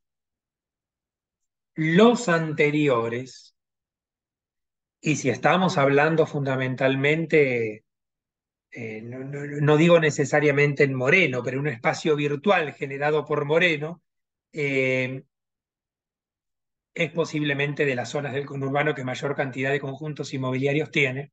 Recuerden, por favor, que todos los clubes de campo, barrios cerrados anteriores al 1 de agosto de 2015, si bien es cierto que por el tercer párrafo del artículo 2075 tendrían el deber legal de adecuarse, como ese deber no tiene plazo y no tiene sanción, lo cierto es que ninguno se está adecuando y no pasa nada. Entonces tenemos muchos clubes de campo y barrios cerrados en la provincia de Buenos Aires y la zona de Moreno y General Rodríguez no son justamente la excepción, que se configuraron con anterioridad a la entrada en vigor del Código Civil y Comercial de la Nación con el sistema de la combinación de un título de dominio sobre el lote y una acción societaria. Esos conjuntos inmobiliarios, ¿cómo se configuraban? ¿Cómo se configuraron? Yo compraba dominio de un lote y todas las vías de circulación interna y las áreas de esparcimiento y recreación del conjunto no me pertenecían a mí, sino que son, no hablo en pasado, hablo en presente, son del dominio de una persona jurídica que es una auténtica SA. En realidad es una asociación civil con el ropaje de SA. Entonces, cuando compraba ese lote en este club de campo, me daban escritura de dominio sobre el lote y una acción societaria. Cuando yo caminaba por las vías de circulación, me refrescaba en la piscina, jugaba al golf, jugaba al tenis, no estaba ejerciendo un derecho real sobre esas partes. Estaba ejerciendo mis derechos como socio. Y entre la acción societaria y el dominio sobre el lote, a través del mismo estatuto social, se generaba una unión inescindible. Ese encuadre jurídico anterior, que en el caso de nuestra provincia se generó a partir de un decreto ley, que fue el 9404 del 86, que después en el 98 con el decreto 27 se extendió para barrios cerrados, fue el que más se utilizó en nuestra provincia. Con lo cual hay muchos clubes de campo así, y barrios cerrados también. ¿En qué quedaron? En que se deben adecuar, pero todavía no se adecuaron y por el momento no hay sanción. ¿Y qué pasa con el dominio de estos lotes? ¿Quedó fuera del comercio? ¿No se puede defender? Nada de eso. Primero, permítame una breve aclaración, posiblemente al margen de esta capacitación. El dominio de esos clubes no adecuados o barrios no adecuados es un dominio que se transmite como cualquier otro. Y ese título se inscribe como cualquier otro. Reitero, como la ley no previó una sanción para la falta de adecuación, no la podemos generar por vía de interpretación. ¿Bien? Por lo tanto, si ese dominio se ve lesionado por un acto de desapoderamiento, su titular reivindica. Pero ojo, que eso es dominio, no es conjunto inmobiliario, porque los conjuntos anteriores no adecuados siguen con el encuadre que tuvieron. Entonces, mientras en un conjunto actual acompaño mi escritura de adquisición con el reglamento de conjunto inmobiliario, en un conjunto anterior acompaño la escritura de dominio del lote, porque eso es derecho real de dominio. Quiero decir con esto, cuando hablamos de clubes de campo, barrios cerrados, no tenemos un único encuadre. Tenemos los encuadres que conocíamos con anterioridad al 1 de agosto de 2015 y el encuadre obligatorio para los conjuntos inmobiliarios posteriores a la fecha que mencioné anteriormente. ¿Bien? Con respecto al usufructuario, al usuario o al habitador, utilizo aquí la palabra usuario como titular de derecho real de uso, no, no en el marco de una relación de consumo, más allá de que la haya. Son derechos reales de disfrute, son derechos reales ejercibles por la posesión, con lo cual cualquiera de estos tres, si sufre un desapoderamiento, puede reivindicar. ¿Necesito la conformidad del nudo propietario? No. Me basto a mí mismo con mi título, con mi escritura de constitución de usufructo, con mi escritura de constitución de uso, con mi escritura de constitución de habitación. Y en cualquiera de estos casos, arrimo mi título y produzco entonces y justifico mi legitimación activa para poder reivindicar. Tengan en cuenta también que dentro de este concepto de derecho real de habitación, incorporo también la situación de la habitación del cónyuge supérstite y la habitación del conviviente supérstite, porque son estas dos figuras, pese a la especificidad de cómo se generan, porque se generan por ley, son derechos reales de habitación. Por lo tanto, ese conviviente supérstite con este derecho real de habitación que dura 2 años y que se ve desapoderado, o el cónyuge supérstite con este derecho real de habitación, se pueden defender con una acción reivindicatoria, pero tienen que probar su título. ¿Cómo lo prueban? Con el documento que lo justifica. Ese documento puede ser o la sentencia que lo declaró, o excepcionalmente para los casos en que esto llegó a instrumentarse por escritura pública, el testimonio de la escritura pública en cuestión. ¿De acuerdo entonces? Después, por favor, anoten sus preguntas si es que las tienen. Situación muy especial, se ha debatido mucho en el código anterior y que hoy ya quedó resuelta en el código actual. El acreedor hipotecario. Ustedes pueden decir, bueno, pero ¿acaso no es que la regla es que reivindica el titular de un derecho real ejercible por la posesión? La hipoteca no se ejerce por la posesión. Bueno, pero se ocupó de esto el propio 2248 cuando lo menciona hacia el final al acreedor hipotecario como un legitimado para poder iniciar las acciones reales, entre ellas la reivindicatoria. ¿Cuál es el sentido? Está bien, Yo soy acreedor hipotecario del inmueble que pertenece a Roberto, que es de titularidad de dominio de Roberto. Yo no ejerzo la posesión, pero que estén desapoderando el inmueble, a mí me interesa, porque la subsistencia del derecho tiene que ver con mi garantía. Si termina comprometiéndose la existencia del derecho real, se compromete la efectividad de mi garantía inmobiliaria. Entonces tengo un interés legítimo. Es incuestionable que estoy legitimado. Lo que sí es muy importante es comprender dos cuestiones. La primera, ¿qué título voy a arrimar o qué títulos tengo que arrimar esta acción reivindicatoria? Y básicamente dos. El título de dominio que justifica la adquisición del dominio en cabeza de Roberto, porque es el dominio que estoy intentando reivindicar. Por favor, yo no estoy reivindicando el derecho real de hipoteca, estoy reivindicando el dominio del inmueble, ¿sí? Y después, por supuesto, la escritura de constitución de hipoteca. Ambos, por supuesto, reitero esta idea, en testimonio. Ninguno de los dos me alcanza ningún mecanismo reproductivo distinto a un testimonio. Con lo cual, testimonio de la escritura de Roberto, testimonio de la escritura de constitución de hipoteca. ¿Se entiende? La mayoría interpretamos que, como se ha reconocido específicamente una legitimación en el párrafo final del 2248 al acreedor hipotecario, se entiende que esa legitimación es in iure proprio, ¿sí? O sea, no es por vía subrogatoria, no es que yo tengo que acreditar que intimé a Roberto y Roberto se mantuvo inactivo, entonces recién ahí yo puedo iniciar la acción reivindicatoria. No, el 2248 me reconoce una legitimación en mi patrimonio, con lo cual, haga lo que haga Roberto, yo ya tengo este derecho para poder reivindicar. Si el ordenamiento hubiera querido que esto fuera por vía subrogatoria, interpretamos algunos, no hubiera agregado esto. Por aplicación general de las normas de la acción subrogatoria, yo lo hubiera podido hacer, pero, insisto, acreditando que previamente intimé a Roberto, que él se mantuvo inactivo y haciendo intervenir a Roberto como un tercero necesario en el proceso. ¿De acuerdo? Vamos a otras situaciones puntuales. El adquirente de derecho real por usucapión puede reivindicar. Bueno, en principio yo puedo decir sin dudas. Ahora, vamos a distinguir dos situaciones. Es muy sencillo cuando yo pienso en la usucapión que ya se planteó, en la que ya tengo sentencia y tengo sentencia firme. Es más, fíjense hasta lo que les digo. Piensen que ni se expidió todavía testimonio ni se inscribió. No me interesa. ¿Sí? A ver, vamos al caso más prolijo. Empecemos de lo mayor a lo menor. El caso pintado, el que nos encanta recibir. Nos viene a ver en su momento el usucapiente que tiene su sentencia ya escrita y nos trae el testimonio escrito. Ideal.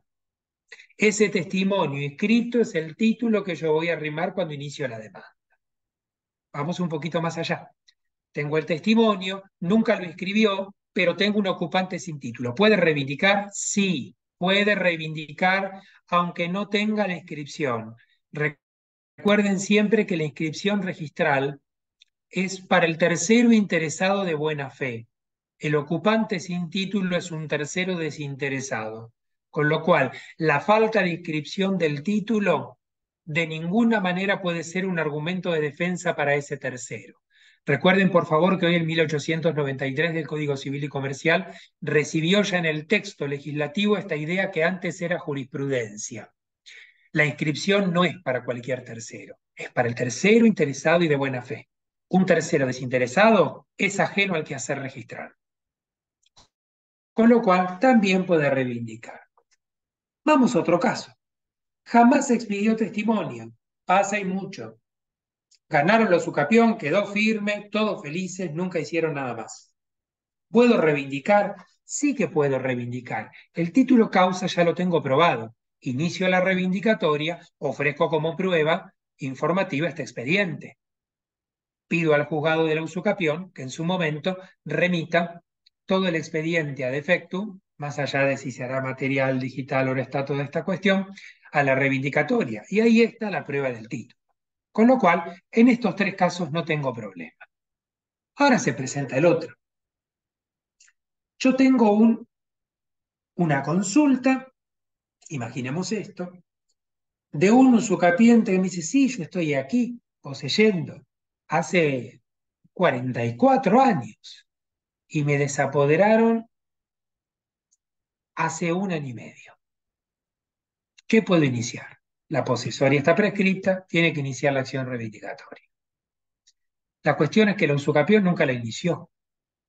No tengo ni siquiera una sentencia dictada, ni siquiera un juicio en trámite de usucapión. Puede reivindicar. Aquí es donde tenemos la cuestión más discutida, donde tenemos algunos jueces que dicen, no, primero plantee la usucapión y una vez firme, con la firmeza de la sentencia, ya queda aprobado su título al derecho real y entonces luego podrá reivindicar, o algún criterio que permite plantear ambas cosas juntas, la usucapión y la reivindicatoria, ¿sí? Pero sea ya con la reivindicatoria cortar el plazo de la posesión que está ejerciendo el ocupante sin título, solo que en este caso, para los jueces que lo admiten, por supuesto, primero se va a tener que resolver la cuestión de la prescripción adquisitiva y naturalmente, solamente si esta prospera, podría llegar a prosperar la reivindicación. ¿Bien? Pero no es de ninguna manera que yo puedo soslayar la usucapión directamente yendo a la reivindicación. No. Aún para aquella postura jurisprudencial que es minoritaria, que permite acumular ambas pretensiones, que técnicamente no es ni siquiera una acumulación, porque no tiene identidad de partes, no se olviden esto. Yo la usucapión la inicio contra el titular registral y la reivindicación la inicio contra el que está ocupando. Lo que sí permiten algunos es que los dos procesos puedan avanzar ante el mismo juzgado y que yo no pueda recién iniciar la reivindicatoria cuando la usucapión terminó, pero reitero, es minoritario, va a depender fundamentalmente de que primero se resuelva la usucapión para luego poder resolver la reivindicación.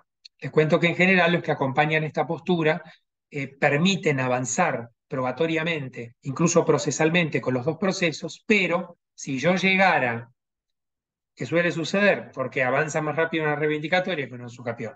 Si yo llegara al estado de llamamiento de autos a sentencia en la reivindicatoria y todavía me falta en la usucapión, no me van a pasar autos a sentencia en la reivindicatoria hasta que no esté en situación de autos a sentencia la usucapión, lo cual es lógico.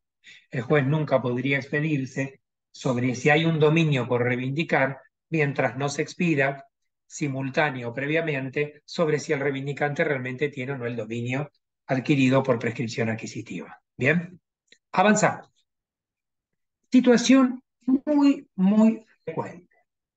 Motivó incluso en su momento, hace muchos años, por la propia frecuencia de esta situación, un fallo plenario, que fue un plenario en el año 58 de Capital, muchos años atrás, pero que todavía sigue siendo citado y que se aplicó y se sigue aplicando en el país entero.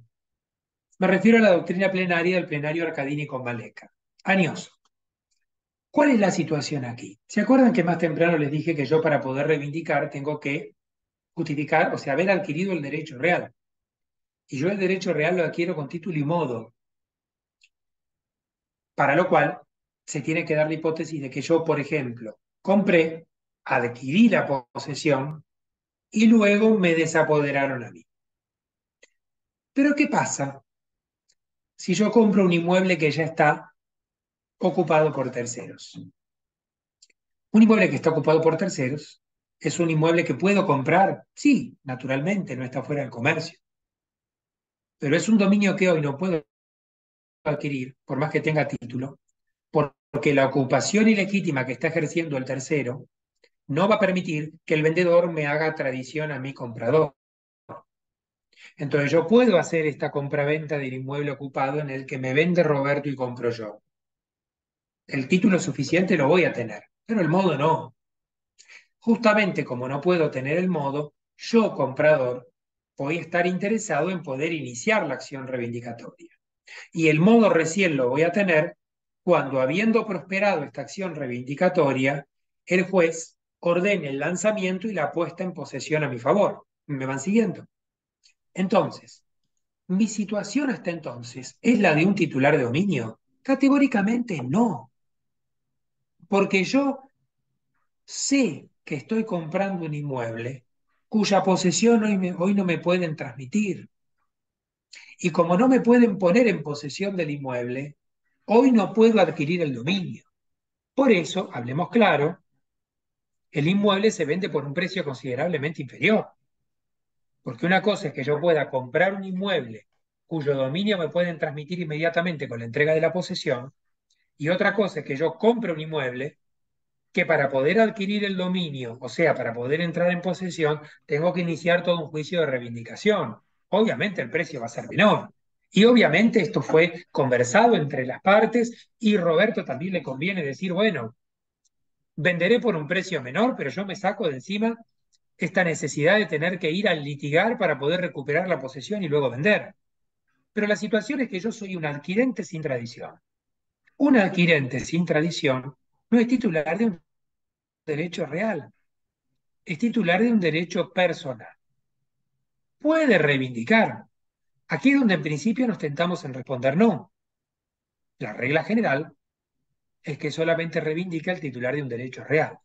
Pero, pero, se entiende que el adquirente al cual no se le puede hacer tradición de la cosa por estar el inmueble ocupado por un tercero es un cesionario de la acción real. Recuerden que dentro de las normas que regulan el contrato de cesión, tenemos esa regla que nosotros ya teníamos en el código anterior, y es que todo derecho y toda acción pueden ser cedidos mientras la ley o el título no lo prohíban. Nada me prohíbe ceder una acción reivindicatoria. Ojo, por supuesto, no la puedo ceder sola, pero se entiende justamente que ¿cuándo tiene sentido ceder la acción reivindicatoria? Cuando yo ya le doy el título suficiente al que adquiere, no le puedo dar el modo porque el inmueble está ocupado, entonces le doy también la acción para que él mismo se pueda hacer del modo que le está faltando. Esta cesión de la acción reivindicatoria puede ser explícita o, aquí es donde la jurisprudencia tuvo su rol tan fundamental, se entiende que también implícitamente queda transmitida. Con lo cual, la venta, la donación, la permuta que se hace de un inmueble ocupado por un tercero, se entiende que conlleva, aunque el título nada diga, la acción reivindicatoria para que ese adquirente pueda hacerse de la posesión que el transmitente no le puede entregar. Hay que tener mucho cuidado con esto, porque este comprador, por ejemplo, sin tradición, puede reivindicar. En un rato les voy a decir qué título o títulos tiene que acompañar, pero mucho cuidado que en la demanda no puede decir, yo soy titular de dominio, vengo a reivindicar, porque cuando relate los hechos se va a contradecir. No, yo soy titular de un derecho personal con un título suficiente en el que se expresa claramente que el inmueble no se me puede entregar porque está siendo objeto de una posesión ilegítima, que es lo que motiva el inicio de esta acción, y yo inicio esta acción y justifico mi legitimación no como titular de dominio, porque no lo soy, al contrario, inicio esta acción para poder serlo.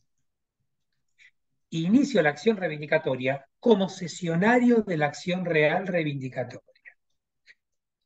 Cesión que, reitero, se entiende implícitamente efectuada con el propio título suficiente que arrimo al proceso. ¿Bien? Esta sería la situación. A, vendedor; B, comprador; C, ocupante, cuya ocupación ilegítima impide que A le pueda hacer tradición de posesión a B, y esto motiva la necesidad de que entonces directamente B, aunque todavía no tenga el dominio, pueda reivindicar directamente contra C sin que A tenga que intervenir para nada en este proceso. ¿Bien?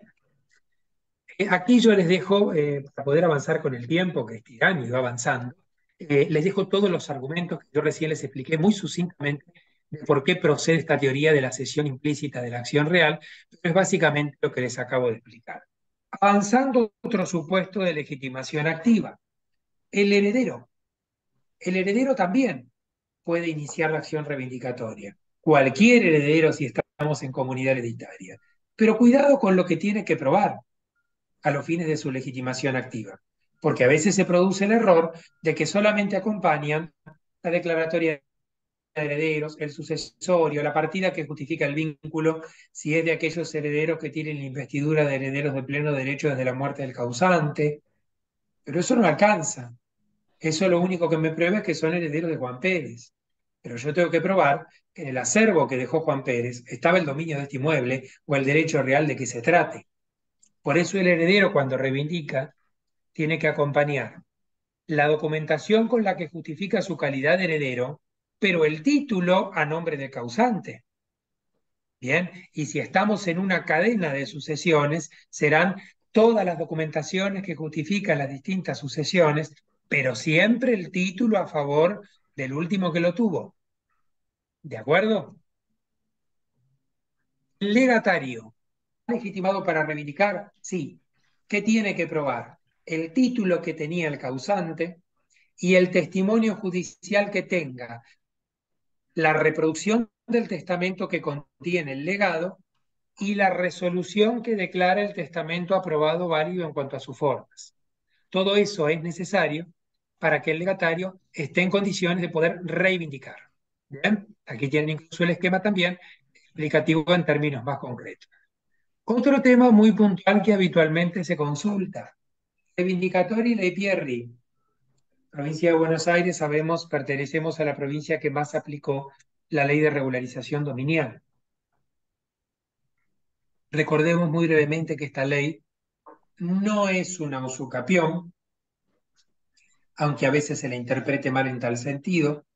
Es una ley que genera un mecanismo que facilita el perfeccionamiento del título, el acceso a la titulización de contenido social para determinados casos muy puntuales. Es una ley en la que se tramita a través de notarías especialmente habilitadas al efecto o en casas de tierra de los municipios. Un primer documento que es el acta de regularización dominial que les señalo aquí en pantalla, que no es un título de dominio ni es un título a un derecho real. Este acta tiene que inscribirse en el registro de la propiedad y desde la fecha de inscripción, no desde la fecha del acta, desde la fecha de inscripción deben transcurrir 10 años para que eso se convierta en un derecho real de dominio. Con lo cual, si ustedes ven aquí esta línea de tiempo en la que yo les propongo este tema, es recién en el último punto, o sea, cuando transcurrieron los 10 años, contados desde la inscripción del acta de regularización, cuando se produce la adquisición del dominio en cabeza del beneficiario de la IPR. Durante todo el periodo anterior, el beneficiario tiene un derecho personal. Durante todo el periodo anterior, el beneficiario de la ley Pierri no puede iniciar una acción reivindicatoria. Si es desapoderado, solamente se puede defender con una acción posesoria de despojo. Transcurridos esos 10 años, ya puede reivindicar porque ya adquirió dominio.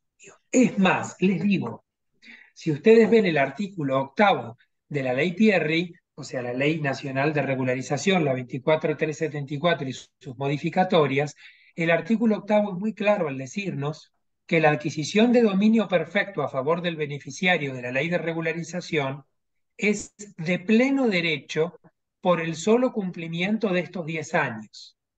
Es cierto que después de estos 10 años yo tengo que también emprolijar mi título con otra acta que va a venir después, que se llama acta de consolidación dominial. Pero ese acta de consolidación dominial no tiene efecto adquisitivo, tiene efecto declarativo de la adquisición que ya operó por el solo transcurso de esos 10 años. Con lo cual, si yo veo acta de regularización inscripta, informe de dominio y me surge que transcurrieron más de 10 años, yo ya soy titular de dominio. Yo ya puedo reivindicar, aunque todavía no haya hecho el acta de consolidación dominial. ¿sí? Reitero, hacer o no hacer el acta de consolidación dominial es una cuestión meramente declarativa. El dominio yo ya lo adquirí con el transcurso de los 10 años contados desde la inscripción del acta de regularización. Esto digo también porque es muy interesante a los fines de evaluar cómo produzco la prueba de adquisición, perdón, digo bien, la prueba de mi derecho, eh, posicionándome como actor en una acción reivindicatoria. Habiéndonos ocupado de la legitimación activa, vamos a la legitimación pasiva. ¿Contra quién voy? ¿Contra el autor del desapoderamiento o sus sucesores universales o particulares? En la práctica, ¿qué hago? Una constatación de ocupantes, que la puedo hacer dentro de la misma acción o a veces de acuerdo a distintas particularidades. No quiero en esto generalizar porque depende de muchas particularidades de cada caso puntual. Se tramita previamente una diligencia preliminar por el 323, inciso sexto de nuestro Código Procesal, para que identifique a todos los que ocupan el inmueble y que indiquen estos en virtud de qué causa o título lo hacen. Todos los que se identifican son, por regla, mayores de edad. A veces no sucede que en este mandamiento de constatación el oficial de justicia hace referencia a que hay menores que no quedan identificados. Más allá de la intervención del asesor de menores incapaces, por supuesto, tendré entonces la situación puntual de estos menores. No nos tiene que preocupar esta situación, al menos en los términos de identificación, porque seamos pragmáticos. Aunque me identifiquen a todos mayores de edad, yo la acción la debo enderezar y la tengo que iniciar y dirigir contra todos los que están identificados en la constatación y además contra el demandado genérico, todo otro ocupante, porque ese todo otro ocupante, con ese carácter ficticio, me está protegiendo contra cualquier otro que se introduzca en el proceso aún con posterioridad. Justamente me cubre todo lo que suceda desde la constatación hasta el día en que efectivamente lleguemos al lanzamiento. Si ese día no tengo solamente a los 5 que me identificaron en la constatación, sino a 18 personas más, el lanzamiento va contra los 23. ¿Sí? Si yo no utilizara la figura del demandado genérico, me encontraría con que los límites subjetivos de la cosa juzgada llegarían solamente contra aquellos que estuvieron identificados en la constatación. Esto mismo que pensamos y razonamos para el desalojo, para las posesorias, hoy lo traemos también para la reivindicatoria. ¿Y por qué digo hoy? Porque tengan en cuenta, lo aclaro por si leen fallos o precedentes del código anterior, que en el derecho anterior no era así. Por cómo estaba redactado el Código Civil anterior, fundamentalmente el artículo 2794, se entendía que el demandado de una acción reivindicatoria que había perdido el juicio cumplía no desocupando el inmueble, sino dejando el inmueble libre de ocupantes.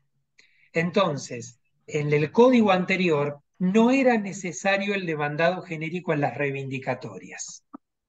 Yo solamente iba contra los identificados y después en la etapa de ejecución, el lanzamiento se hacía ordenando al oficial de justicia que deje el inmueble libre de todo ocupante. ¿Sí? Como ya no quedó redactado igual actualmente el 2260, entonces para las reivindicatorias hoy tenemos que hacer lo que ya hacíamos siempre para las posesorias y los desalojos, incluir siempre al demandado Amor, genérico. estoy en la clase de ¿Sí? saber. ¿Se entiende ¿Es esto? urgente? Fíjense, por favor, que, doctora Chao, Flisman, profesora. le quedó habilitado el micrófono. Quedó ¿Qué? habilitado un micrófono, por Eh, favor. Fíjense que quedaron, doctora Flisman, quedó habilitado el micrófono. No, no hay ningún problema, al contrario. Entonces, esto con respecto a cómo dirigir la demanda o cómo enderezarla. Bien. Ahora, hay hechos o vicisitudes posteriores a la traba de la litis que pueden interesar mucho en una acción reivindicatoria, que son estos dos casos que yo traigo aquí. El caso que empezó como una turbación y se convirtió posteriormente en un desapoderamiento total o parcial.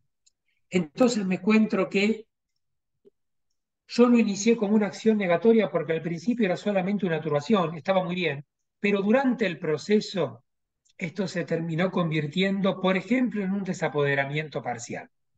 Entonces me encuentro que ya la negatoria no me va a alcanzar.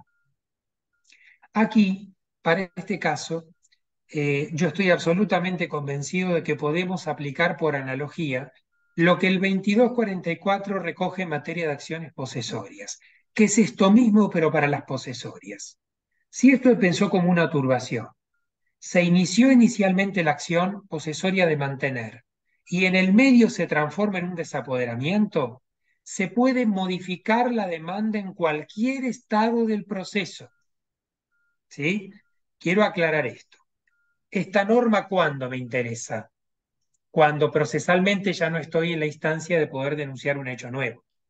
Porque si estoy dentro de la instancia procesal en que todavía puedo denunciar un hecho nuevo, denuncio el hecho nuevo, modifico la demanda y ya estamos, ¿sí? Pero lo cierto es que esto me sirve mucho fundamentalmente después. Por eso muchos decimos, si el 2244 lo permitió para las acciones posesorias, parece lógico poder plantearlo, y en un caso yo lo he planteado y prosperó, para la acción reivindicatoria. Con lo cual hay un antecedente normativo que por analogía nos permite al menos plantear e intentar llegar a la misma solución, que al menos en mi caso debe poder proceder sin ningún problema. Menos complicada es la situación del desapoderamiento parcial que deriva en desapoderamiento total. Aquí la situación es, en principio yo inicié una acción reivindicatoria que tenía por objeto la mitad del inmueble, pero después resulta que en la mitad me desapoderaron de todo. Esto a mí profesionalmente me ocurrió incluso en dos casos, e incluso en uno de ellos en la vigencia del código anterior. Aquí la flexibilidad es muy importante, porque imagínense que si nosotros fuéramos muy rigurosos en esto, haríamos que todo el tiempo que transcurrió en esta reivindicatoria de parte materialmente determinada vaya otra vez a cero y tenga que iniciarse toda otra acción reivindicatoria de todo el inmueble. Le diría que por las normas y por el paradigma más moderno del derecho procesal, esto no va. Y hasta incluso vuelvo a la analogía con el 2244. Si hasta en cualquier estado del proceso, siempre garantizando un correcto derecho de defensa, estamos hablando de que si se modifica la demanda en cualquier estado del proceso, se tiene que correr el traslado correspondiente para el correcto, la correcta protección del debido respeto a la garantía constitucional de la defensa en juicio. Esto desde ya. Pero si hasta se me permite modificar una demanda, convirtiéndola de negatoria en reivindicatoria, más aún parece lógico pensar en modificar el objeto de una demanda que sigue siendo una reivindicatoria y que ya no es una parte de la cosa, sino toda la cosa.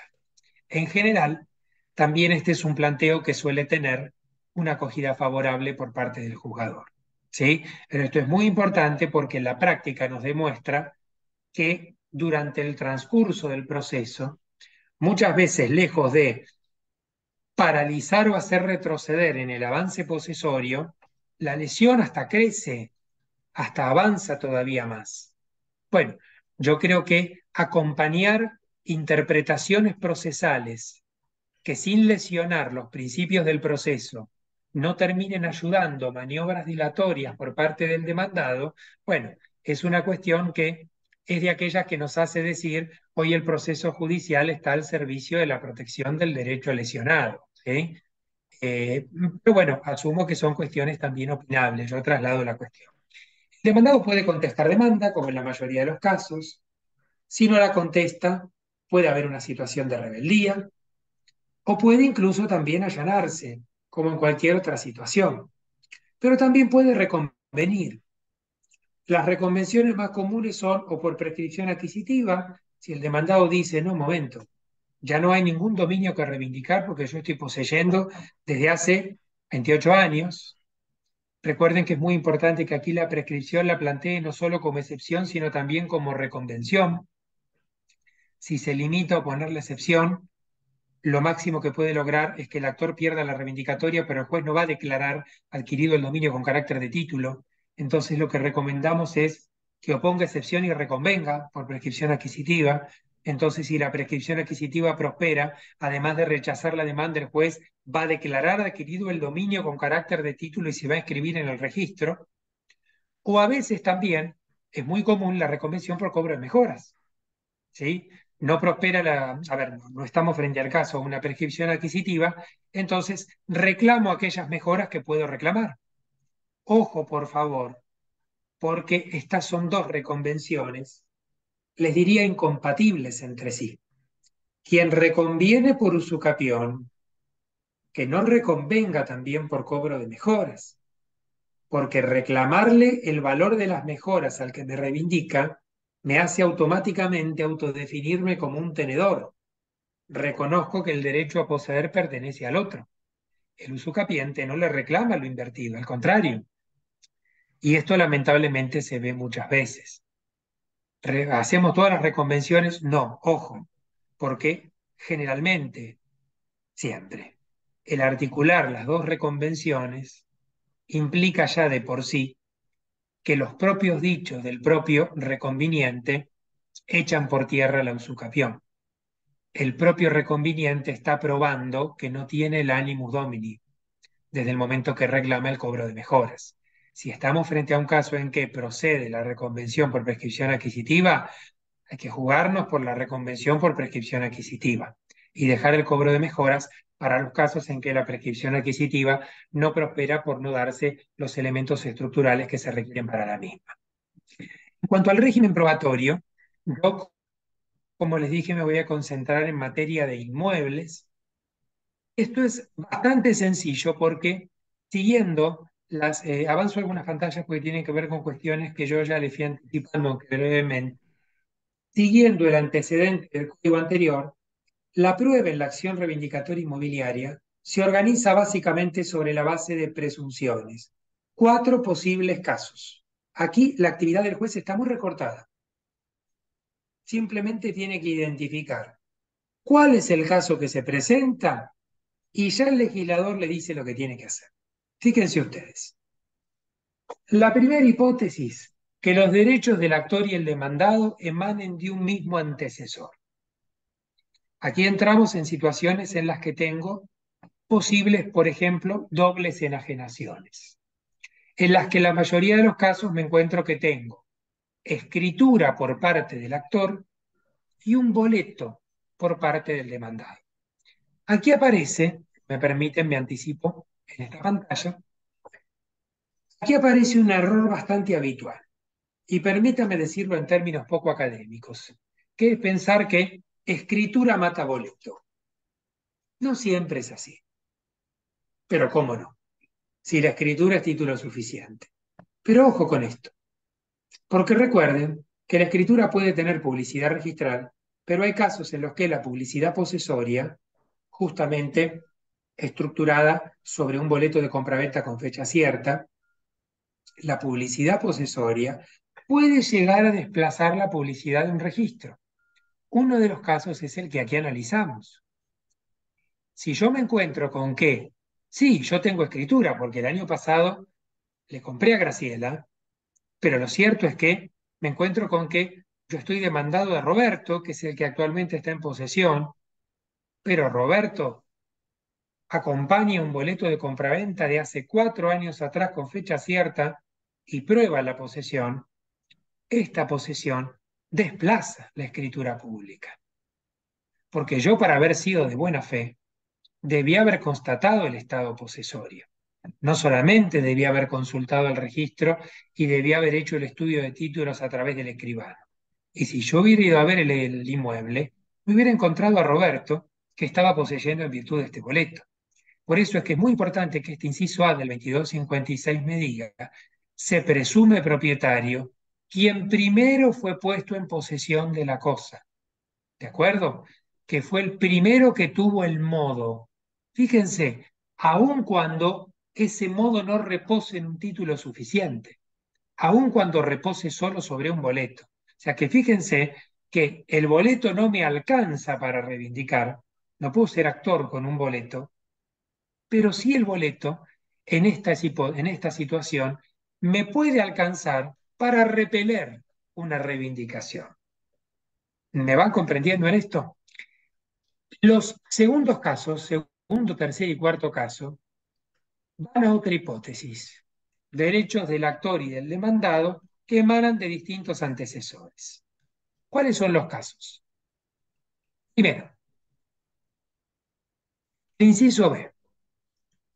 Emanan de distintos antecesores y el título del reivindicante, que es el único que presenta título, es insuficiente. ¿Por qué? Porque es posterior a la posesión del demandado. Yo me encuentro que el reivindicante presenta su título, que es del año 2014, y la posesión del demandado se acreditó en autos que está poseyendo desde el 2009. Si esto se presenta y no tengo otras probanzas en el proceso que esto, la demanda se rechaza. ¿Pero por qué si yo soy titular? Piensen lo que hablamos hace un rato. Si el demandado estaba poseyendo del 2009 y yo compré en el 2014, compré un inmueble ocupado por un tercero. ¿Sí? Con lo cual, yo no soy titular de dominio. Yo soy, como les dije, cesionario de la acción real. Entonces uno ve esto y me dice, pero ¿cómo que entonces me dijo que el cesionario puede iniciar la reivindicación si después me encuentro que en el inciso B me dicen que la demanda no va a prosperar? No, el inciso B me dice que el título del reivindicante es insuficiente. Mi escritura es insuficiente. Pero para que mi reivindicatoria pueda prosperar, tengo que acompañar el título del anterior y tantos títulos anteriores como sean necesarios hasta llegar a una fecha anterior a la posesión del demandado.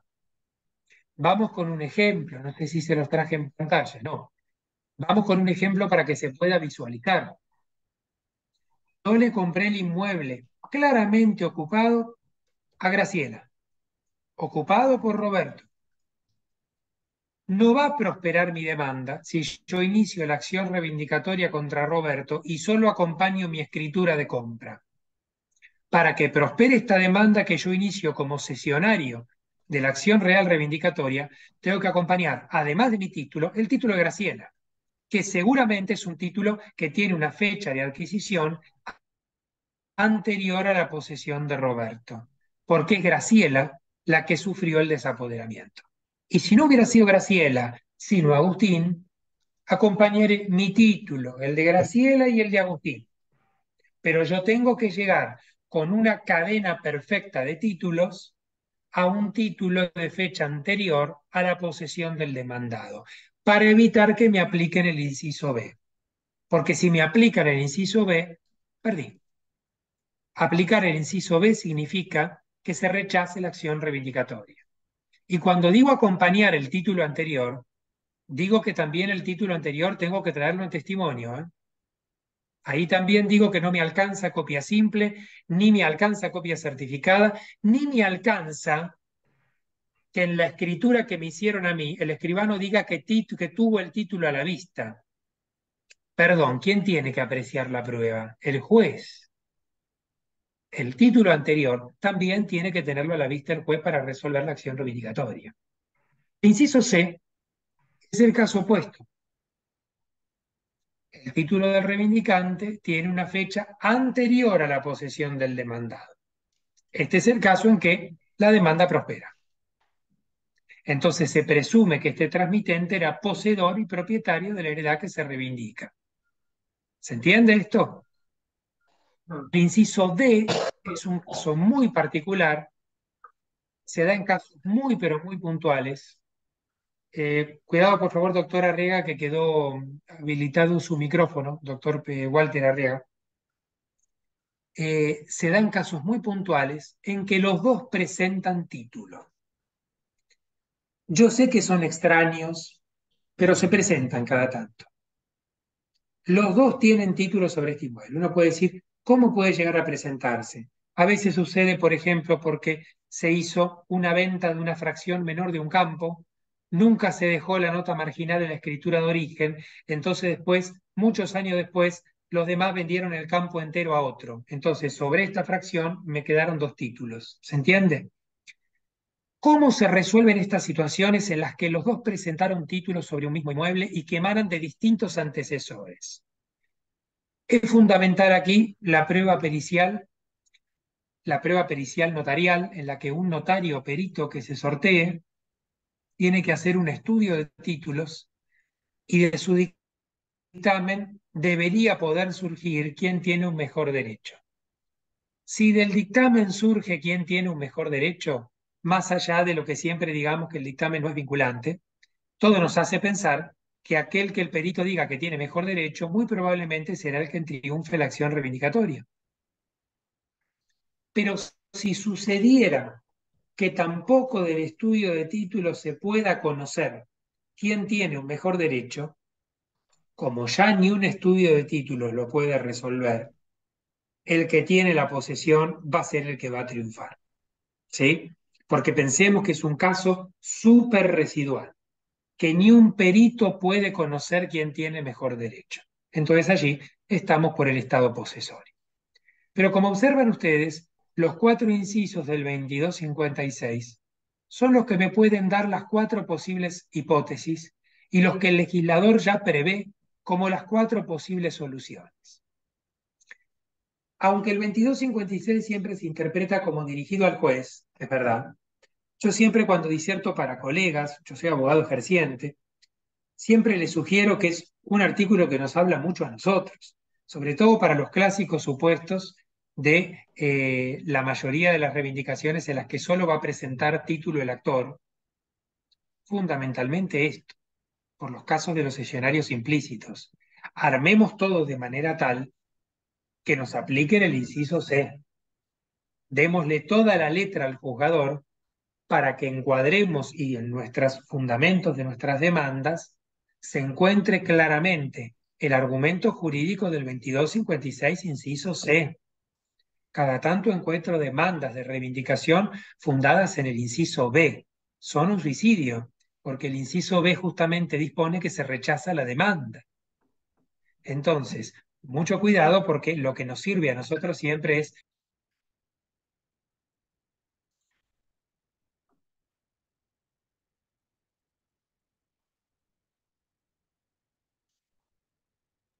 salí del modo compartir para poder recuperar el audio porque había quedado silenciado.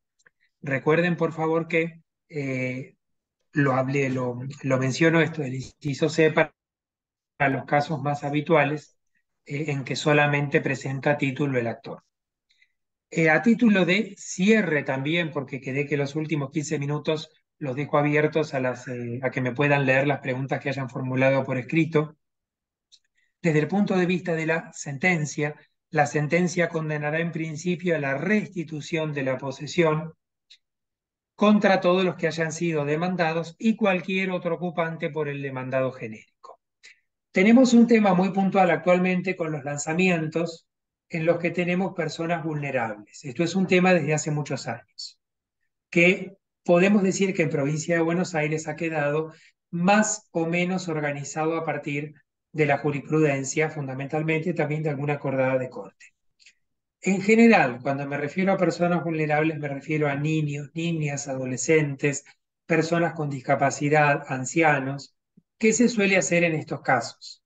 Si se presenta el demandado, que generalmente lo hace ya en la etapa de lanzamiento, con la sola finalidad de dilatar y suspender el lanzamiento, en general lo que se suele hacer o lo que se suele recomendar es decir, bueno, se suspende el lanzamiento por única vez, dando intervención a los organismos del Ejecutivo Provincial que correspondan de acuerdo a su competencia para poder resolver la necesidad habitacional de esta persona vulnerable. Se suele suspender el lanzamiento por un plazo de 60 días hábiles y vencido ese plazo, se reanuda el lanzamiento y continúan las actuaciones. La idea es que, más allá de que esto no está tasado normativamente, se busque la aplicación de alguna herramienta que permita, de alguna manera, armonizar el derecho a la vivienda de la persona vulnerable que se encuentra en el inmueble que, por supuesto, tiene rango constitucional, pero también el derecho de propiedad del reivindicante, que también tiene rango constitucional y que legítimamente quiere recuperar la posesión de lo que le pertenece.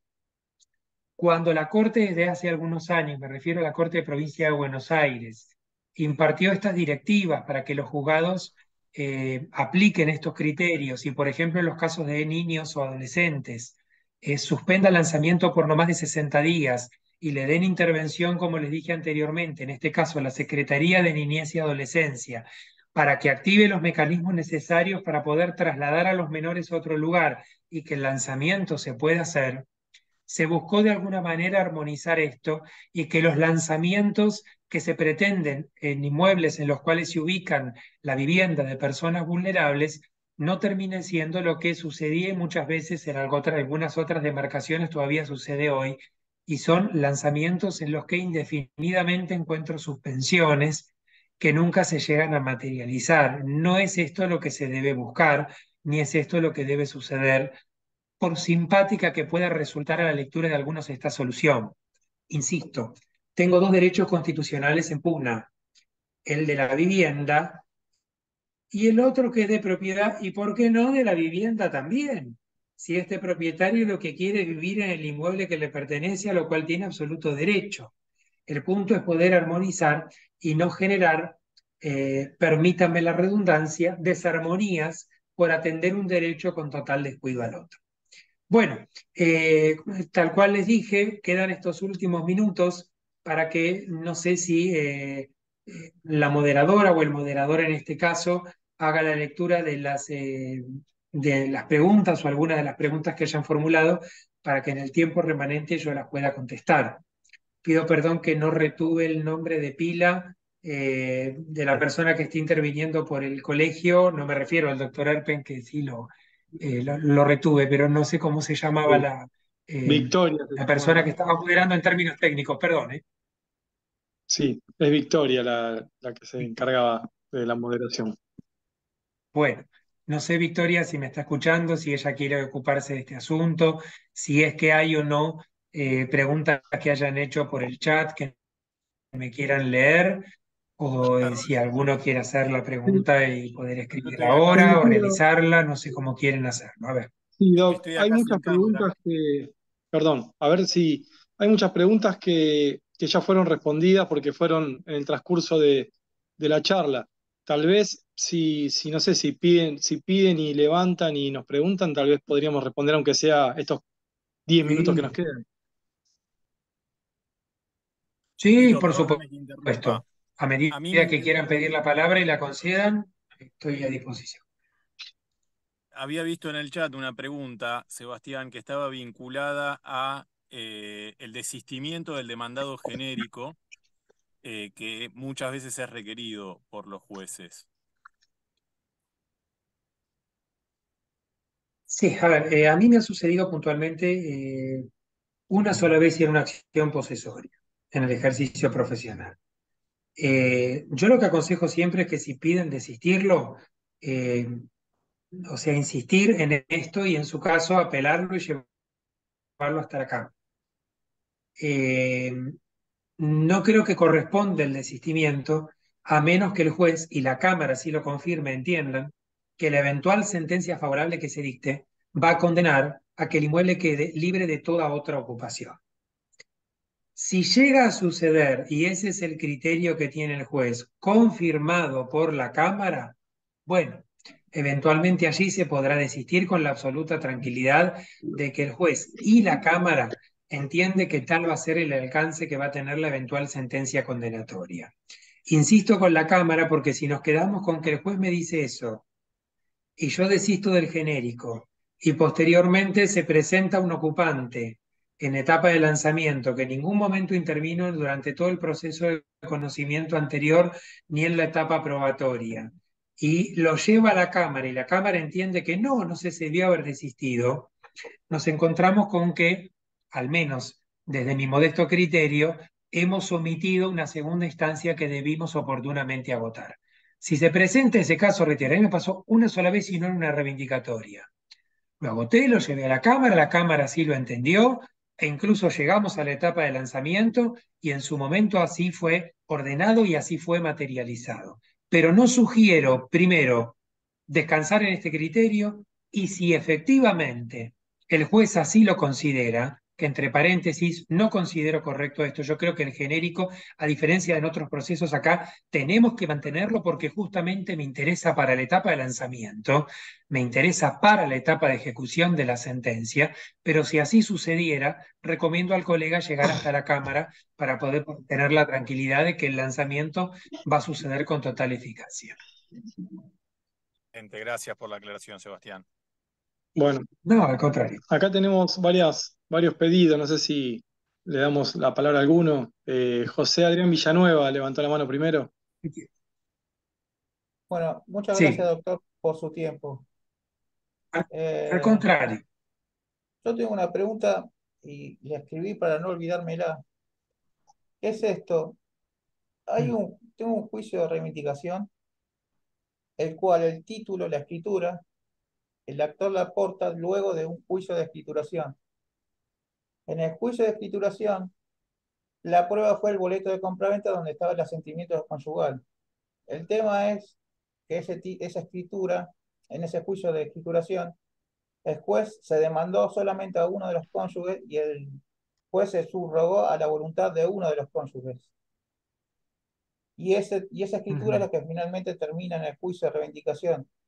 Como el asentimiento es importante, hasta donde sé, Sí, esto es sí. válido para ser impugnado porque le falta una de las voluntades. Entiendo. A ver, y me permito responderlo incluso más genérico. Si en cualquier situación en que demanda un reivindicante acompaña un título que debió haber tenido asentimiento conyugal y no lo tuvo, recordemos que en principio estamos en presencia de una nulidad relativa. Bien, hoy claramente la ausencia de asentimiento implica nulidad relativa. Ahora, no dejemos de entrever que, primero, si voy a plantear esto como defensa, fantástico, cuando contesto, reconvengo por nulidad, en este caso no de la escritura, recuerden, porque la escritura en este caso es válida, del acto, por ejemplo, de la compraventa, si así lo vamos a imaginar. Estoy tratando de cuestionar el acto que sirvió de causa a la adquisición del derecho de quien pretende reivindicar. ¿Me sigue? Ahora, cuidado porque como es una nulidad relativa, es susceptible de confirmación. La confirmación es no solo expresa, sino también tácita, y para la doctrina ampliamente dominante, queda también subsanada la nulidad relativa cuando pasó el plazo de prescripción de la acción que hubiera tenido el cónyuge omitido para poder demandar al otro por la falta de asentimiento. Con lo cual, si estamos frente al caso en que ya pasó el plazo de prescripción de la nulidad, ya no tendría posibilidad de plantearla con éxito. O sea, usted podría así decir, perfecto, sí planteo la acción de nulidad, pero lo más probable es que a su vez le contesten oponiendo la excepción de prescripción liberatoria y no prospere la defensa. No sé si soy claro en esto, doctor Sí, Villanueva. doctor, me respondió todo junto de todas las dudas. ¿Puedo una sola aclaración? Porque esto lo vengo estudiando y no le encontraba Sí, la vuelta. Eh, yo normalmente sí. hago penal y esto le estoy haciendo el favor a una amiga. Este, así que tuve 6 meses dedicados a estudiar esto, reivindicación. Entonces, la forma idónea de contestarlo Está es bien. con una reconvención por nulidad relativa. Y el plazo de prescripción es de 1 año para la nulidad. Lo que pasa es que no se olviden que aquí, para el tema de la omisión del asentimiento conyugal, están dos cuestiones. Algunos se inclinan por ese plazo de prescripción, otros por los famosos 6 meses que prevé la normativa específica sobre este punto. Entiendo. Por eso es muy difícil que se pueda justo dar la situación de que dentro de ese plazo tan breve, ¿sí? Se pueda dar concretamente la posibilidad de esta defensa. En la mayoría de los casos no prosperan los planteos de nulidad por falta de asentimiento, porque generalmente el transcurso del tiempo ya terminó subsanando el defecto que tenía el título. ¿Sí? Entiendo. Entonces se entiende que ya el único que podría haber planteado esto, porque además incluso hay otra cuestión también. Al entenderse que es una nulidad relativa por la amplísima mayoría doctrinaria, entre los cuales me cuento, eh, ya ver, yo más allá que le estoy dando cuál sería la vía a través de la cual usted podría plantear esto, si usted me pregunta en términos concretos a mí, si usted como demandado lo podría plantear, yo le contestaría incuestionablemente que no, porque soy de aquellos que entiende que la nulidad por falta de asentimiento es relativa y por lo tanto solamente la puede pedir el cónyuge omitido. Hay muy poquitos que entienden que es absoluta. Los que entendemos que es relativa, no tendría siquiera usted legitimación activa para poder plantear la nulidad. Yo creo que tiene frente al caso muchas herramientas en contra como para poder utilizar ese argumento concreto para poder defenderse. No sé si soy claro, doctor, en esto. Perfecto, perfecto. Muchas gracias. Muchas gracias. No, al contrario. Bueno, doctor, tenemos dos manitos más. No sé ¿Hay otros si tiene pedidos de tiempo. palabra? Los que quieran. ¿Cómo estamos de tiempo Sí, para yo por mí no contestar? tengo problema. Bueno, la doctora Sí, Alejandra sí, sí. Biorley había contado primero. No sé si está Sí, escuchando. doctora, un gusto. Bueno, no nos escucha. Bueno, si no, seguimos con la doctora Graciela Fickman, que había pedido también la palabra. Sí, ¿cómo no? Sí, doctor, siempre es un placer escucharlo. Hola, La verdad que sus clases son un clarísimas. gusto verlo, doctor. Un placer, un placer. Bueno, Lindo. tengo dos preguntas. Una, en el caso de la Sí. adquisición en subasta de una mitad indivisa, el que está ocupando el inmueble es el propietario de la otra mitad indivisa. ¿Procede la acción de reivindicación por parte del adquirente en subasta? En principio, por ese solo hecho, no.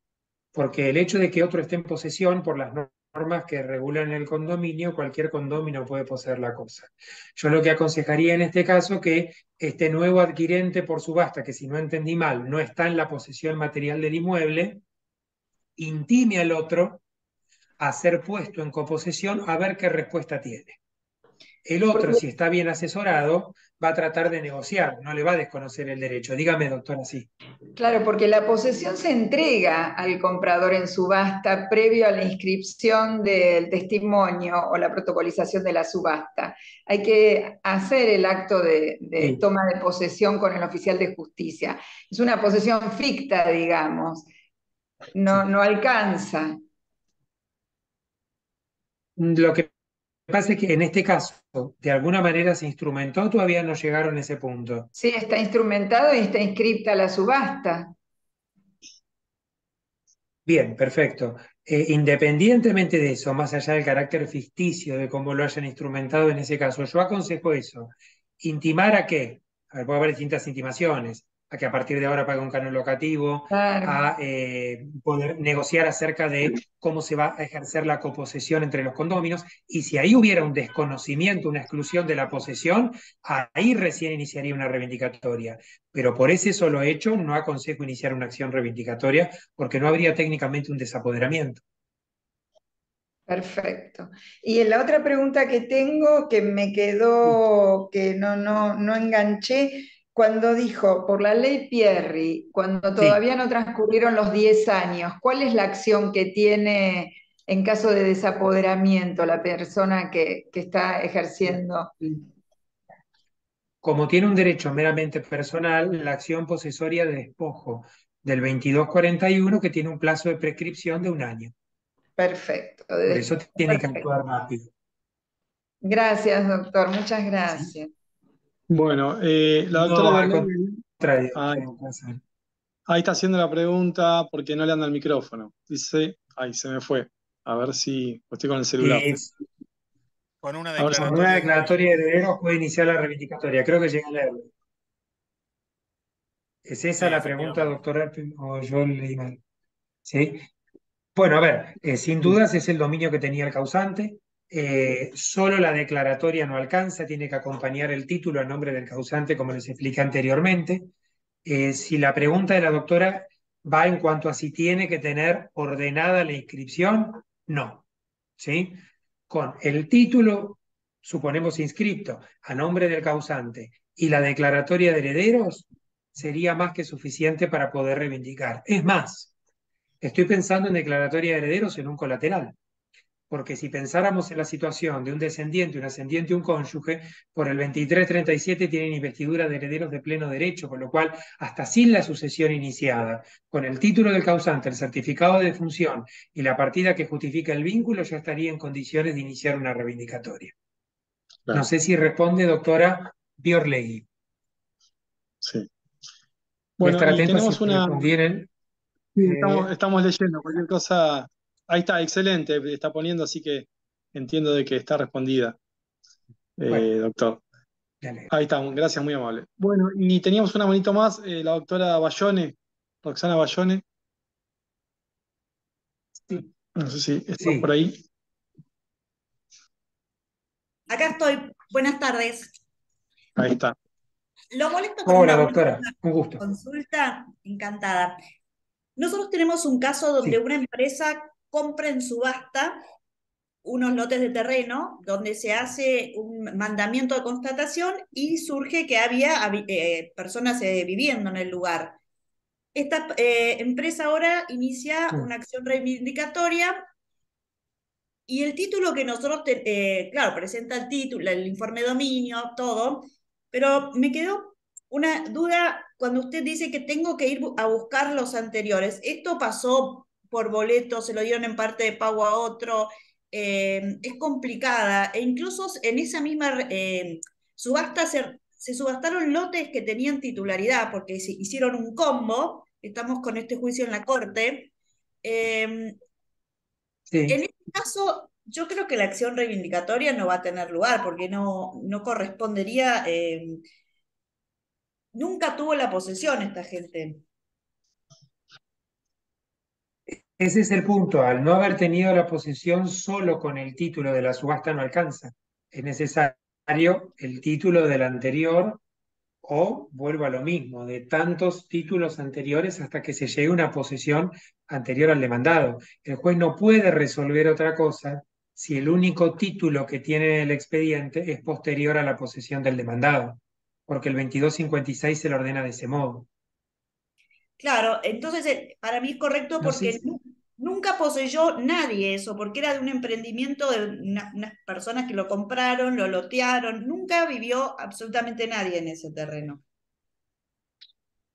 Más que el poseedor, ¿no? Actual. Claro, bueno, por eso, entiendo. Yo no conozco el caso, lo que sí puedo decirle en términos generales es esto.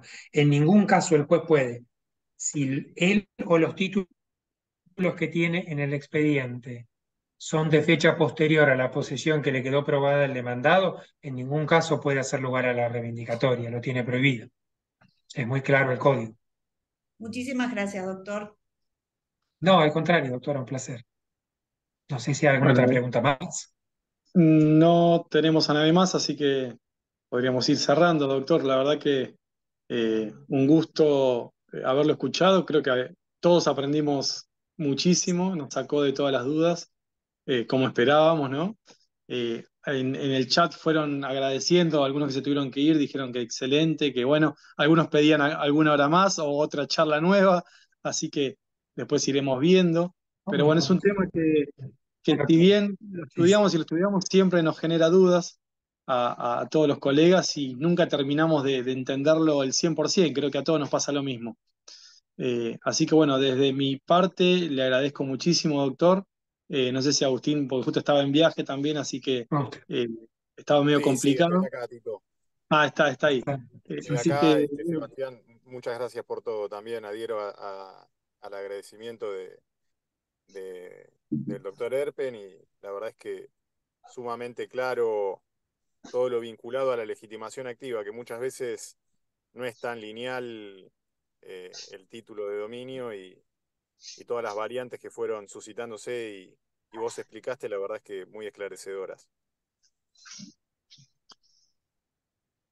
Bueno, me alegro mucho, les agradezco mucho el espacio, la convocatoria y bueno, como digo siempre, la mayor satisfacción es saber si uno pudo ser, aunque sea un poco útil, porque somos todos colegas y de esto se trata. Así que la verdad, muchísimas gracias. Gracias a todos. gracias a usted y gracias a todos por participar. Que tengan una muy buena tarde. Igualmente, Buenas hasta tardes. luego. Hasta luego.